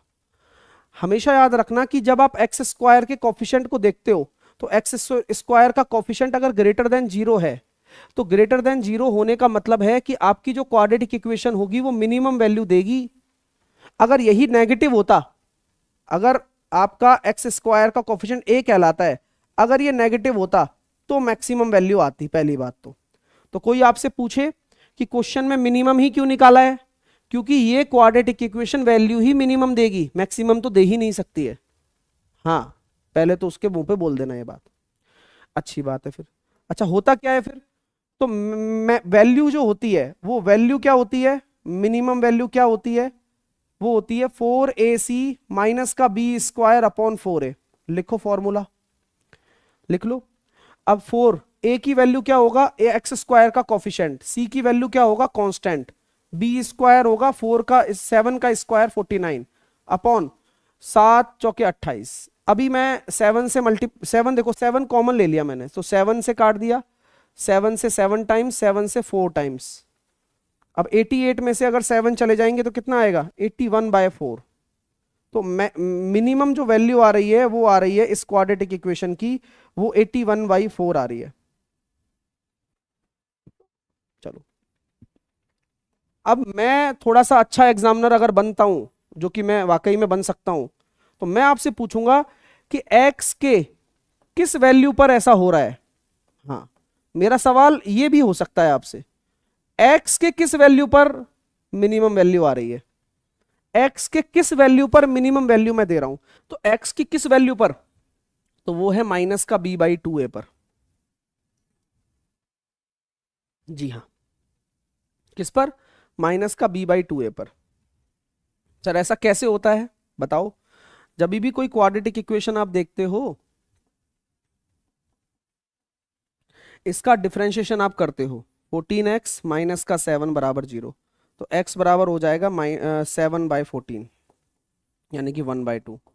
यानी कि अगर आप इसमें x की वैल्यू 1/2 पुट करोगे तो आंसर आ जाएगा। बताओ कितनी बढ़िया बात है। ठीक है। और अभी जो मैंने बताया था माइनस का b/2 है, चाहे तो आप ऐसे भी रख के चेक कर सकते हो, जैसे कि माइनस माइनस माइनस प्लस का 7 और 2a यानी कि 2 × 7। तो यहाँ से भी जब आप सॉल्व करोगे तो प्लस का 1/2 आपकी वो x की वैल्यू आ जाएगी। ठीक है, तो 1/2 वो वैल्यू होगी। ठीक है। किसी भी क्वाड्रेटिक इक्वेशन की न्यूनतम और अधिकतम वैल्यू सेम ही होती है, सेम ही होती है, बट वो डिपेंड करती है इस a पर। अगर a आपका पॉजिटिव है तो न्यूनतम ही निकलेगा, और a अगर आपका नेगेटिव है तो मैक्सिमम निकलेगा। आप बात समझ पा रहे हैं? वैल्यू का फॉर्मूला सेम रहेगा, फॉर्मूला चेंज नहीं होता है। और अगर आपसे कोई पूछे कि किस वैल्यू पर है, तो वो वैल्यू भी आप निकाल सकते हो। डेप्थ नॉलेज होना चाहिए, वो डिपेंड करता है ए पर। अगला सवाल देखेंगे। दो स्वचालित प्रयोगशालाएं हैं। स्वचालित का मतलब पता है क्या होता है? ऑटोमेटेड लैब हैं। मशीनें एक ही समय पर कैलिब्रेशन चक्र शुरू करती हैं। ए 12 मिनट में एक चक्र करता है, बी 18 मिनट में एक चक्र करता है। तो दोनों मशीनें एक साथ कितने मिनट के बाद एक चक्र पूरा करेंगी? अरे वाह। तो आप ऐसा देखिए कि 12 और 18 का एक ऐसा टाइम बताइए जो दोनों से कट जाए। एलसीएम का कॉन्सेप्ट है, एलसीएम लगाना है केवल। हाँ, एलसीएम लगाना है बस। अगला सवाल, किसी वृत्त का क्षेत्रफल, तो किसी भी वृत्त का क्षेत्रफल क्या होता है? पाई आर स्क्वायर का संख्यात्मक मान उसकी परिधि के संख्यात्मक मान के दुगने के बराबर है। तो उसकी परिधि, परिधि क्या होती है? 2πr के दुगने के बराबर है, 2 टाइम्स।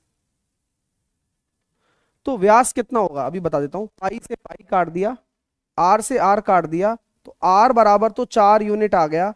तो आपका जो डायमीटर होता है वो 8 यूनिट हो जाए।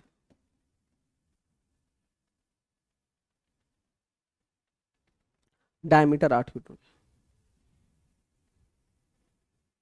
एक ठोस, एक ठोस, एक घन और उसके ऊपर अध्यारोपित एक घनाभ से बना हुआ है। मतलब एक सॉलिड आपने बनाया है जो कि एक घन, इस बार है ना मेंसुरेशन के सवाल तगड़े आए हैं, मजेदार। और अच्छी बात यह है कि ये सारे सवाल मैं करवा चुका हूं। हाँ, 100 डेज में ऑलरेडी हो चुके हैं सारे। ठीक है, आओ आइए पॉइंट पर आ जाता हूं कि एक सॉलिड आपको बनाना है जो कि एक घन और उसके ऊपर घनाभ से बना हुआ है। तो जैसे कि क्या समझ रहे हो आप? ऐसा कुछ डायग्राम है, और आप खुद जवाब भी दे पाओगे ना। कठिन नहीं है सवाल, एक भी सवाल कठिन नहीं है, अच्छे सवाल है, नए सवाल है, ताजा ताजा कंटेंट है। ये मैंने एक घन बनाया है, डायग्राम नहीं भी बनाऊंगा तो भी समझ में आ जाएगा, बट मैं बना इसलिए रहा हूं जिससे कि आपको दिक्कत ना आए, है ना। आपसे बोला गया घन की भुजा x है।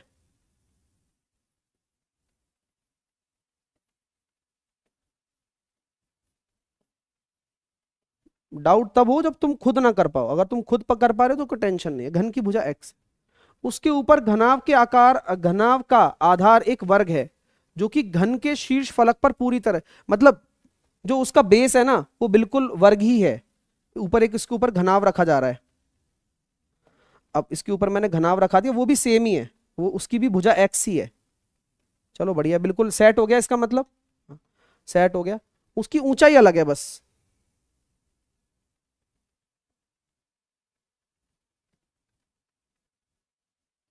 ऊंचाई छोटी है थोड़ी। छोटी क्यों है? क्योंकि x से भी देखो 4 कम है। ठीक है,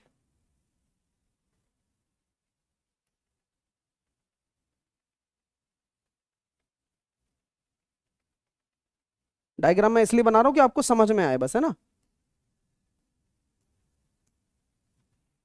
ये घनाभ है भाई, ऊपर जो टिका हुआ है वो घनाभ दिख रहा होगा अब आपको। मैंने कोशिश की है दिखाने की 3D में। तो आप मुझे बताओ इस घनाभ की हाइट कितनी है? x-4 है। अगर मैं इसको दूर से देखूं तो टोटल ये क्या बन गया? अगर ये टोटल एक पूरा सॉलिड बन गया तो उसकी लंबाई कितनी है? तो सर उसकी लंबाई x है। चौड़ाई कितनी है? चौड़ाई भी x ही है। और ऊंचाई कितनी है? कमेंट करके बताओ। x और x माइनस 4 को जोड़ देंगे तो 2x माइनस का 4। अब क्या बोला जा रहा है? ठोस का आयतन, ठोस का कुल आयतन घन के आयतन का 1.5 गुना है। तो ठोस का आयतन क्या होता है? लंबाई गुणा चौड़ाई गुणा ऊंचाई। और घन का आयतन क्या होता है? भुजा क्यूब, और उसका भी 1.5 गुना लेना है। तो लंबाई भी x है, चौड़ाई भी x है, और ऊंचाई आपकी 2x माइनस का 4 है।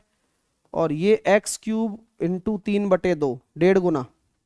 एक्स स्क्वायर से कट गया ये x बार, तो ये हो जाएगा 2 का गुणा होगा 4x माइनस का 8 बराबर 3x। x की वैल्यू आ गई 8 यूनिट।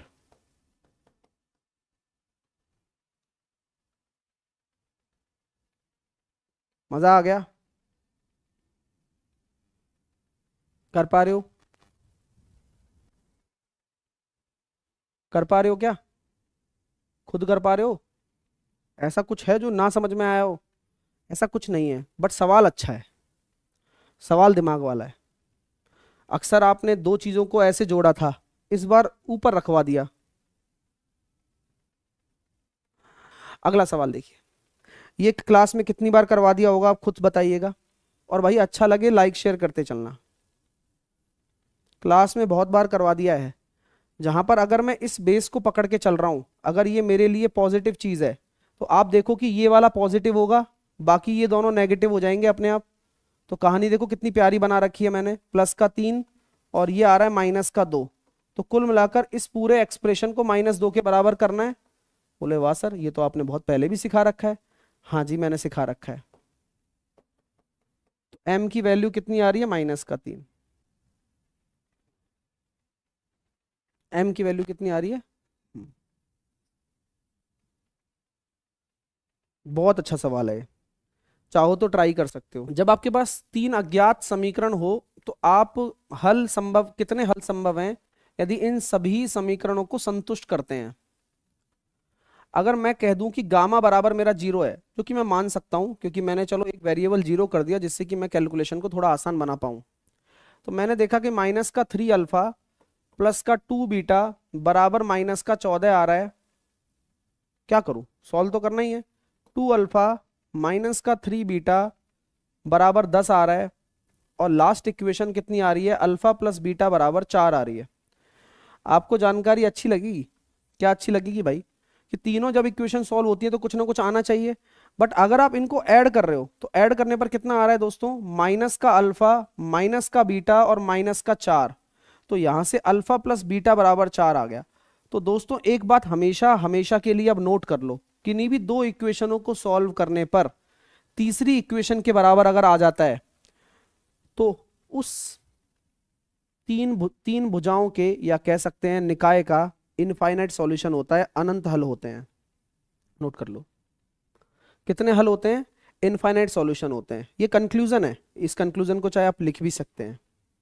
ठीक है, अब तीनों के लिए अलग अलग आए तो आप ये समझ लेना कि इनफाइनाइट सॉल्यूशन है, और कोई इक्वेशन आपस में बराबर ना आए तो 0 सॉल्यूशन है। ठीक है, चलिए अगला करिए। 50 बार किया हुआ सवाल है, एक्स वाई और ए में रिलेशन। तो सारी दुनिया इस बात को जानती है कि जब आप दोनों तरफ होल स्क्वायर करेंगे तो एक्स स्क्वायर बराबर कितना हो जाएगा? Sine square theta. Y square करेंगे तो ये हो जाएगा ए स्क्वायर कॉस स्क्वायर थीटा। और अगर आप इनको ऐड कर दे रहे हैं तो ऐड करने पर क्या होगा? एक्स स्क्वायर प्लस का वाई स्क्वायर, ए स्क्वायर को कॉमन ले लोगे तो ये हो जाएगा भैया sine square theta plus cos square theta. इसकी वैल्यू होती है 1। तो एक्स स्क्वायर प्लस का वाई स्क्वायर बराबर हो जाएगा ए स्क्वायर।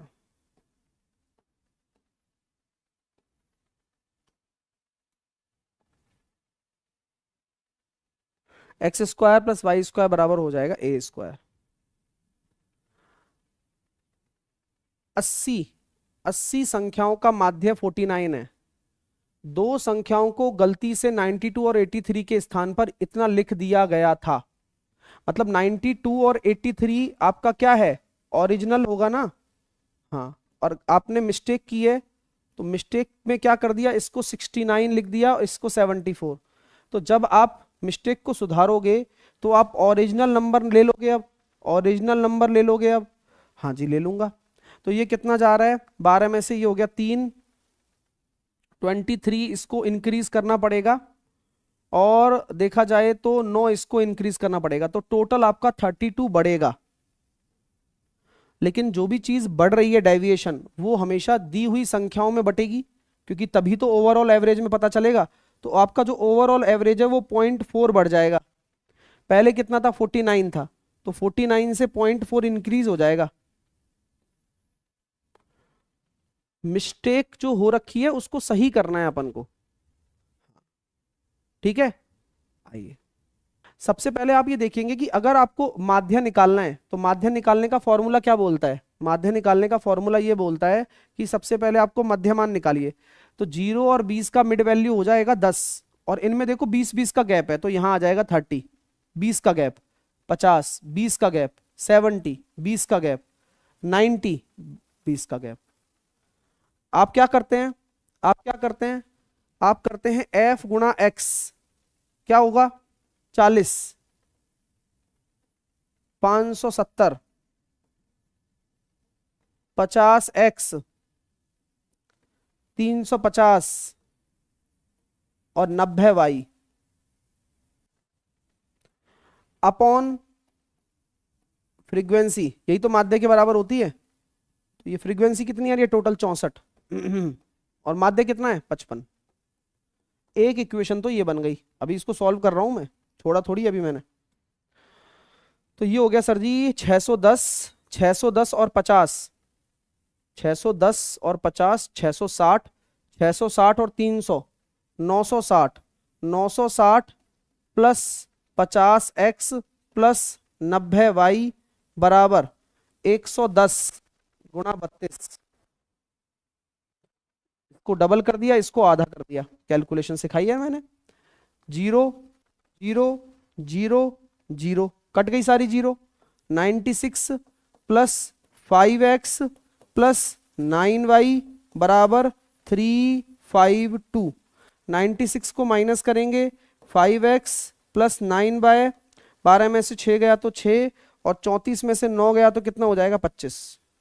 तो एक इक्वेशन तो मेरे सामने ये बन गई है।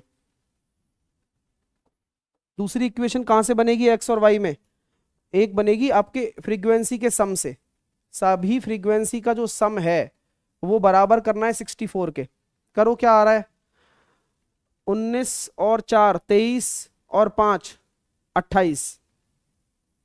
तो x प्लस वाई बराबर 64 में से अगर 28 चले जाएंगे तो x प्लस वाई बराबर 14 में से 8 जाएंगे तो 6, और 5 में से ये हो जाए 36। 5 का गुणा कर लो, 5 का जैसे ही गुणा करूंगा तो 5x प्लस का 5y बराबर 180। इसमें से ये घटा दो तो 4y की वैल्यू कितनी आ रही है 76, y आ रहा है 19। तो y की वैल्यू 19 आ गई, तो x की वैल्यू कितनी आ जाएगी 17। अभी आंसर नहीं आया है, x और y की वैल्यू आई है। तो x की वैल्यू अगर आप रखोगे तो 17 सत्ते 119 और 19 पाड़े 95, जोड़ने पर आ गया 214।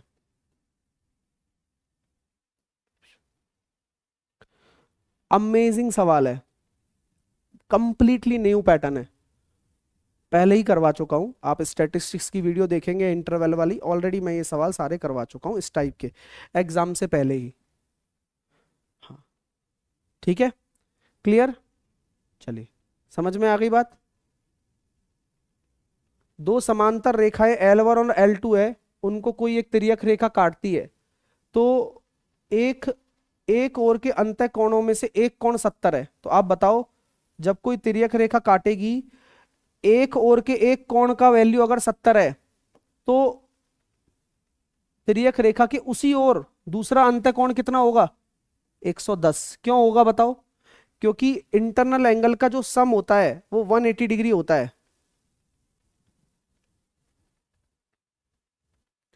एक दुकानदार किसी वस्तु का मूल्य उसके क्रय मूल्य से इतना अधिक अंकित करता है, तो माना क्रय मूल्य मैंने 100 मान लिया, तो एमआरपी कितनी हो जाएगी 210। क्यों? 110% तो ज्यादा अंकित किया ना, इसलिए 26% का लाभ प्राप्त करना है, तो 26% का अगर आप लाभ प्राप्त करना चाहते हो तो 126 पर आप बेचोगे। तो पूछा गया है कि कितना डिस्काउंट देना पड़ेगा।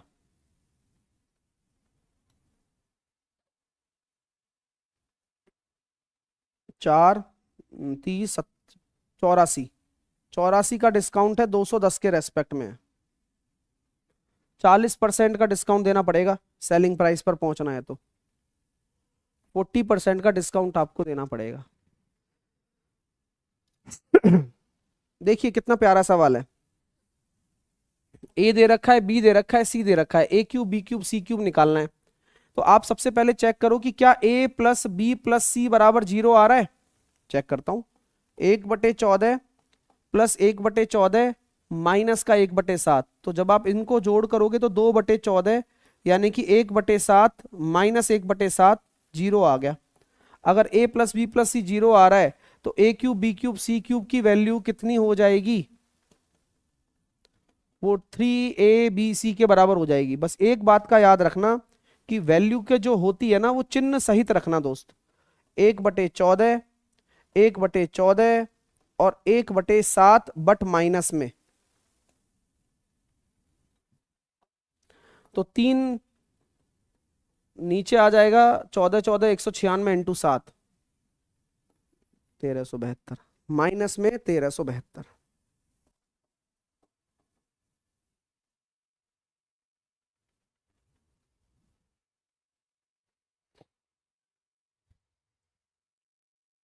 अब बताओ k के किस मान के लिए इस द्विघात समीकरण के मूल बराबर होंगे।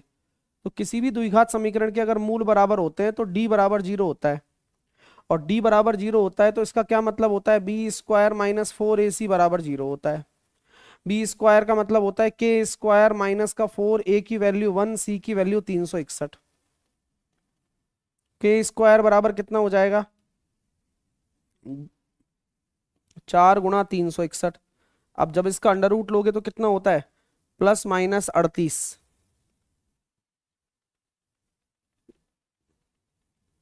38 प्लस माइनस 38। एक घनावकार जलाशय में 70 लीटर पर मिनट की दर से पानी डाला जा रहा है। दोस्तों ये अपने आप में एक वॉल्यूम है, पता है आपको? कैसे पता सर? हमें तो नहीं पता। देखो आप मुझे एक बात बताओ, 1 लीटर में कितना सेंटीमीटर क्यूब होता है? 10⁻³ सेंटीमीटर क्यूब होता है। 1 लीटर में कितना मीटर क्यूब होता है? 10⁻³ मीटर क्यूब होता है। तो ये अपने आप में वॉल्यूम दे दिया। इससे क्या फायदा होता है? इससे ये होता है कि जैसे कि अब आयतन दे रखा है वॉल्यूम, तो वॉल्यूम बराबर 168 मीटर क्यूब है। आप इस मीटर क्यूब को सेंटीमीटर क्यूब में बदलना चाहते हो तो 1 मीटर में 100 सेंटीमीटर होते हैं, तो मैंने इसको लिख दिया 100 10⁻6 हो जाएगा। ठीक है, बराबर 40। अब लीटर को मैं क्या लिखूंगा? 10⁻³ ही तो लिखूंगा सेंटीमीटर क्यूब में, और ये पर मिनट है, पर मिनट है। तो इसको घंटे में बदलने के लिए मुझे क्या करना पड़ेगा? 60 का भाग देना पड़ेगा, ऊपर आ जाएगा 60, और मुझे टाइम निकालना है आवर में। तो अब सॉल्व कर लो बस, क्योंकि इस मिनट को मैंने घंटे में बदला, नीचे मिनट है तो 60 का भाग दूंगा तो ऊपर आ जाएगा। तो 10⁻³ से 3 बचेंगी 0, 2 0 खत्म, तो 1 0 बचेगी, तो 1680 हो गया। अब बस सॉल्व करना भर रह जाएगा। 7 दूनी 14, 7 चौके 28, और 6 से काटा हमने इसको 40 बार, तो 40 आवर्स आंसर आ गया। 40 आवर्स, 40 घंटे। मजा आ रहा है नहीं आ रहा? बता दिया करो यार। दो संख्याओं का मैसेप है। पहली संख्या का 1/5, दो संख्याओं का जो एचसीएफ है वो बोला जा रहा है कि पहली संख्या का तो 1/5 है और दूसरी संख्या का 1/3 है। सही है क्या? और एचसीएफ क्या है? एक 2 अंकों की अभाज्य संख्या है। तो एचसीएफ को बोला गया है कि भाई तुम अपने आप में एक प्राइम नंबर हो, 2 डिजिट प्राइम नंबर। कुछ भी हो सकता है, 2 डिजिट प्राइम नंबर तो है ना।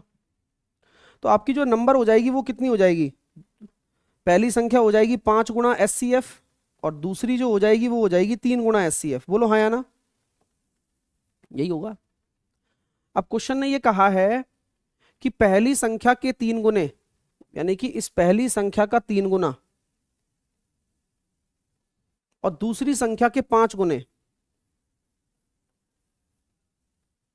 का SCF एक ऐसी संख्या है जो, अब इनका SCF क्या होगा,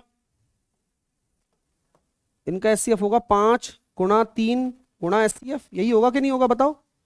इनका SCF तो यही होगा, तीनों दोनों में कॉमन ही तो आ रहा है। देखो ये भी 15H आ रहा है, ये भी 15H आ रहा है, और H भी अपने आप में क्या है, एक प्राइम नंबर है। मैं नहीं कह रहा हूं, ये क्वेश्चन ने मेंशन किया है, 2 डिजिट प्राइम नंबर है। क्वेश्चन ने जैसे बोला हमने वैसे कर लिया। तो 5 गुने का SCF एक ऐसी संख्या है जो, जो क्या 5 प्राइम नंबर का गुणनफल है, नहीं। 4 प्राइम नंबर का गुणनफल है, नहीं। 2 प्राइम नंबर का गुणनफल है, नहीं। 3 प्राइम नंबर का गुणनफल है, हाँ। मजेदार सवाल है।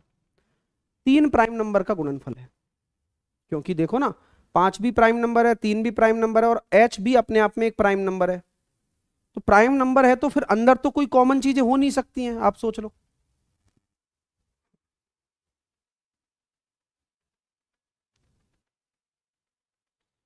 ठीक है, अगला।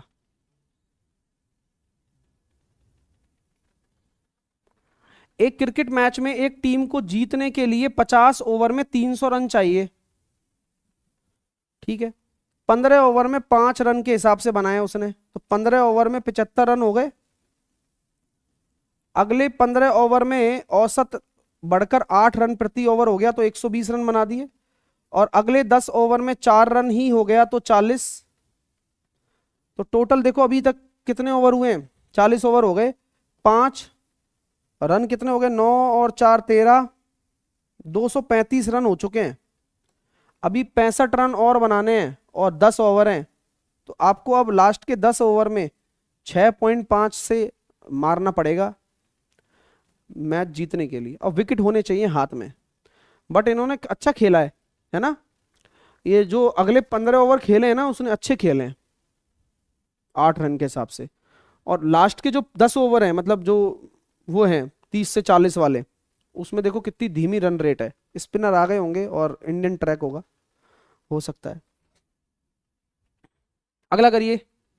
ओहो, ऐसा ही डायग्राम आया है टेढ़ा, बट आप समझिए टेढ़े को अपन सीधा कर सकते हैं। ये वही चीज है जो मैं आपको पहले भी आपको हिंट के थ्रू बता चुका हूं। ये 50 है, ये 130 है, तो ये कितना हो जाएगा फिर, ये भी 50 हो जाएगा। क्यों, लीनियर पेयर है। तो इन दोनों एंगल का जो सम होता है वो यही तो होता है। अरे हाँ यार, ये तो सिखाया आपने। ऐसे भी याद रख सकते हो इसको, 2 पैरेलल लाइन है, इस तरह से बन रहा हो, तो इसका जो सम होगा वो इन दोनों के बराबर होगा हमेशा, ऑलवेज।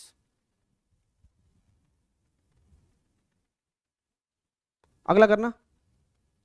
पानी से भरे एक अर्धगोलाकार टंकी को पाइप के माध्यम से, अब देखो फिर से देखो, इतना लीटर पर मिनट, अब फिर से लीटर दे दिया, तो यानी कि खुद ने वॉल्यूम ही दे दिया अपन को, पहले से ही खाली किया जाता है।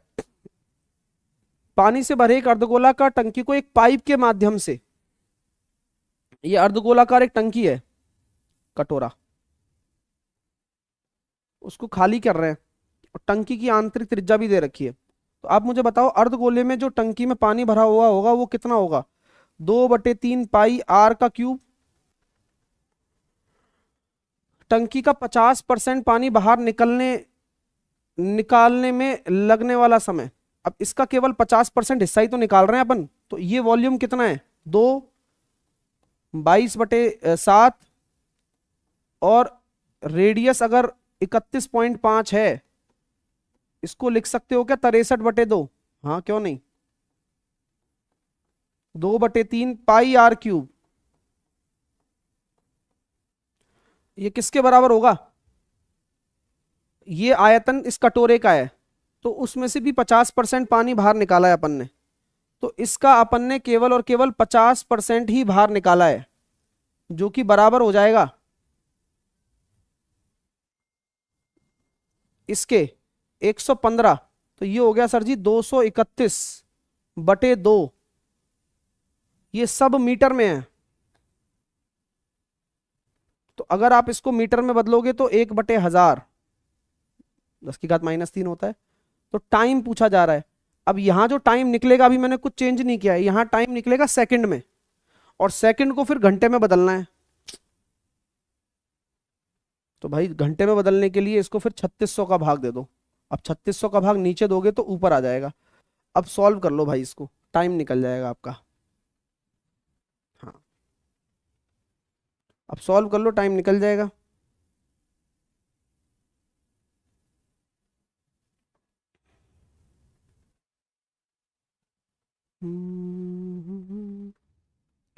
दो, 2, 11,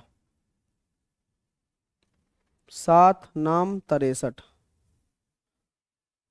21 तिया 63, 21 एकम 21, 21 एकम 21, 2 से कट गया, ये भी 2,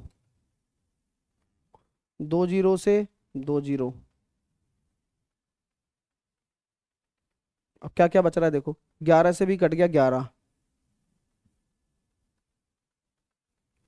9 से कट गया 4 बार, बढ़िया यार। 2 से कट गया 5 बार, टाइम निकलने वाला है।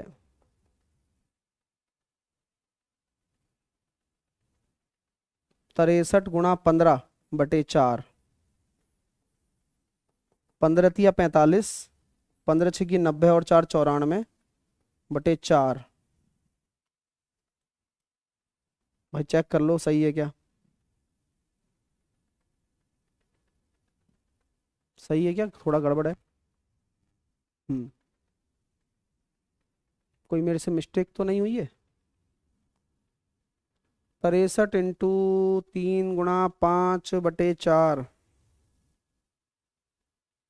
1/2 भी ले लिया मैंने, 231/2 भी लिख दिया, क्या गड़बड़ की है।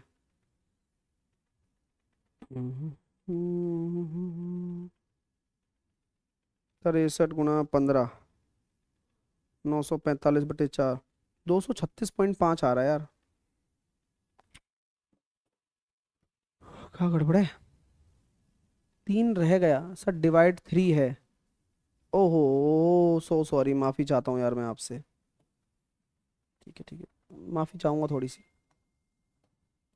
अभी क्या बचा है फिर, 63 गुणा 5/4,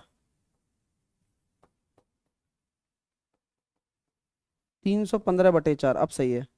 4 सत्ते 28, बचे 3, 4 अट्ठे 32, 78 घंटे, और 3/4, इसको कर दिया मैंने 45 मिनट। अच्छा सवाल है यार, और हमने कितना स्मार्टली किया है ना, अच्छा फील आ रहा है। हम्म। एक कार स्थान जेड से 2 बजे पर डी किलोमीटर की दूर स्थित स्थान टी की ओर एक समान चाल से जाता है। जेड से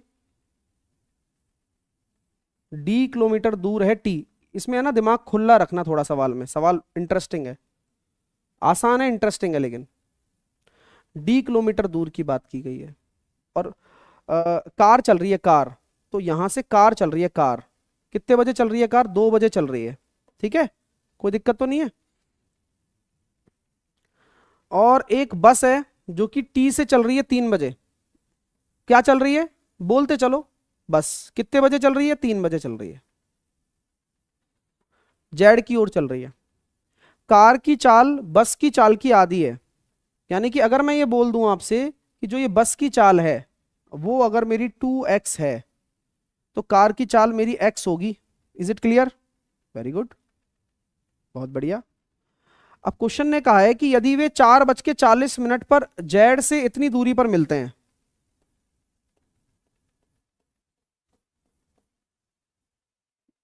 आप बस मुझे एक बात बता दो बस, कि अगर कार की बात करूं तो कार जेड से एक्स की चाल से 2 घंटे 40 मिनट में कितना चल गई है? 184 किलोमीटर। ऐसा क्वेश्चन ने मेंशन किया है, मैंने नहीं किया है। चलो अच्छा है। इससे क्या होगा? 8 दूनी 16, 8 तिया 24, 69 बस कार की चाल आ जाएगी, और 138 जो है वो बस की चाल आ जाएगी। ये कार की आ गई 69। किसी को कोई डाउट तो नहीं है ना?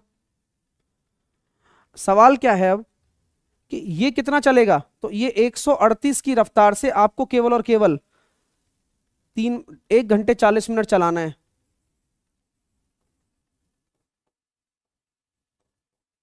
बस हो गया काम। 3 चौके 12, 3 छिंग 18, यानी कि ये हो गया 230। तो 230 अगर ये चला है और 184 ये चला है, तो जवाब आ चुका है 414। टोटल डिस्टेंस आ गई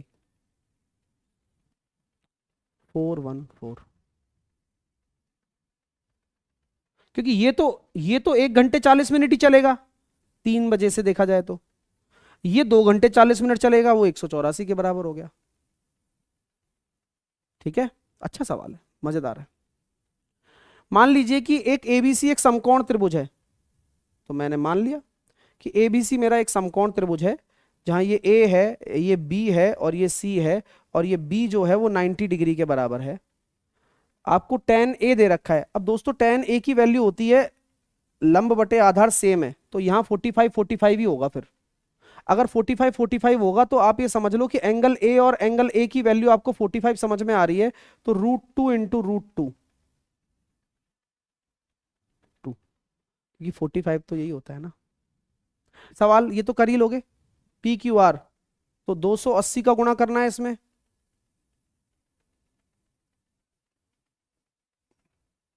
180 का गुणा करना है, 115, 700 और 105।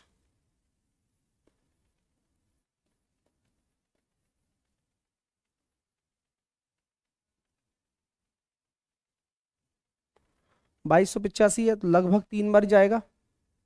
तो Q का कितना हो जाएगा? 6। पहले भी किया था। एक कार शहर ए से बी तक 360 किलोमीटर की दूरी तय करती है। दूरी के पहले आधे हिस्से का,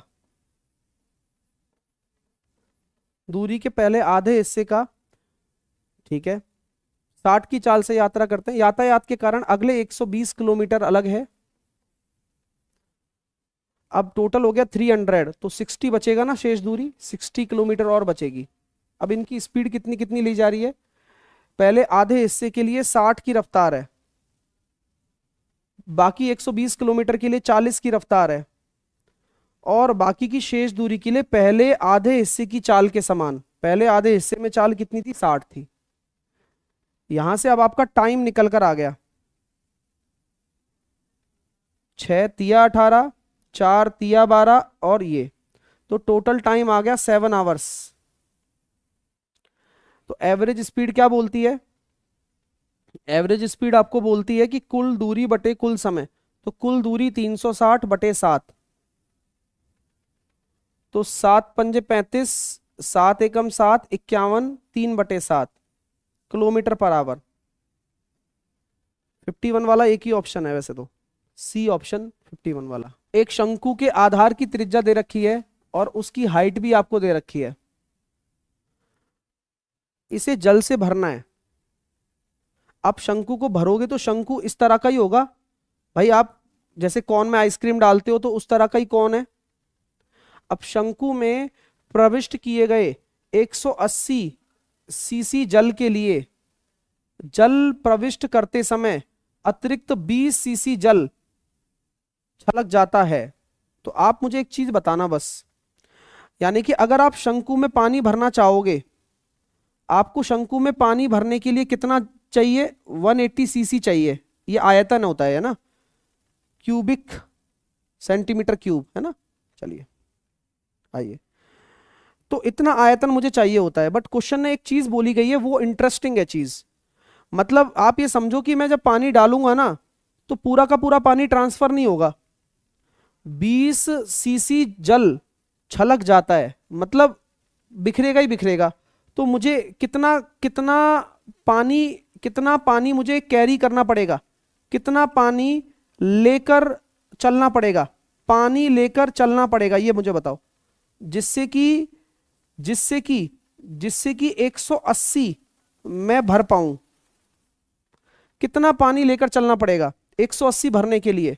तो 180 तो भरने के लिए चाहिए ही चाहिए, प्लस का 20 सीसी फैलेगा ही फैलेगा। तो यानी कि अगर मैं 200 सीसी लेकर चलूंगा, 200 सीसी अगर मैं पानी लेकर चलूंगा, 200 सीसी पानी लेकर चलूंगा, तब जाके मेरा एक शंकु भर पाएगा। समझ रहे हो ना मेरी बात? तभी तो भर पाएगा। सही बात है। तो यही चीज चालू है कि यदि अधिक्षेप वर्णन के अनुसार समानुपाती है तो शंकु को उसकी किनारी तक भरने के लिए कितने जल की आवश्यकता है? तो बेसिकली शंकु का वॉल्यूम कितना है? शंकु का जो वॉल्यूम है वो होता है 1/3 पाई आर स्क्वायर एच, यानी कि शंकु को भरने के लिए कितना मुझे वॉल्यूम चाहिए? 1/3 पाई की वैल्यू मैंने 22/7 ले लिया, आर का स्क्वायर 6 गुणा 6 और ऊंचाई 7 है, तो मुझे 264 सीसी चाहिए शंकु को भरने के लिए। तो बेसिकली आप ये देखिए कि अगर मुझे इतना शंकु भरना है, क्योंकि ये मेरा जेन्युइन आयतन है, इस शंकु का आयतन है, हाँ इस शंकु का आयतन जो हमने अभी कैलकुलेट किया है वो 264 है, और वो इसी प्रपोर्शन में चलेगा। यानी कि मैं ये कह सकता हूं 200 सीसी लेकर चलना पड़ा, तब जाके मेरा 180 सीसी शंकु भर पाया। तो 180 सीसी को भरने के लिए मुझे 200 सीसी लेकर चलना पड़ा। 1 सीसी को भरने के लिए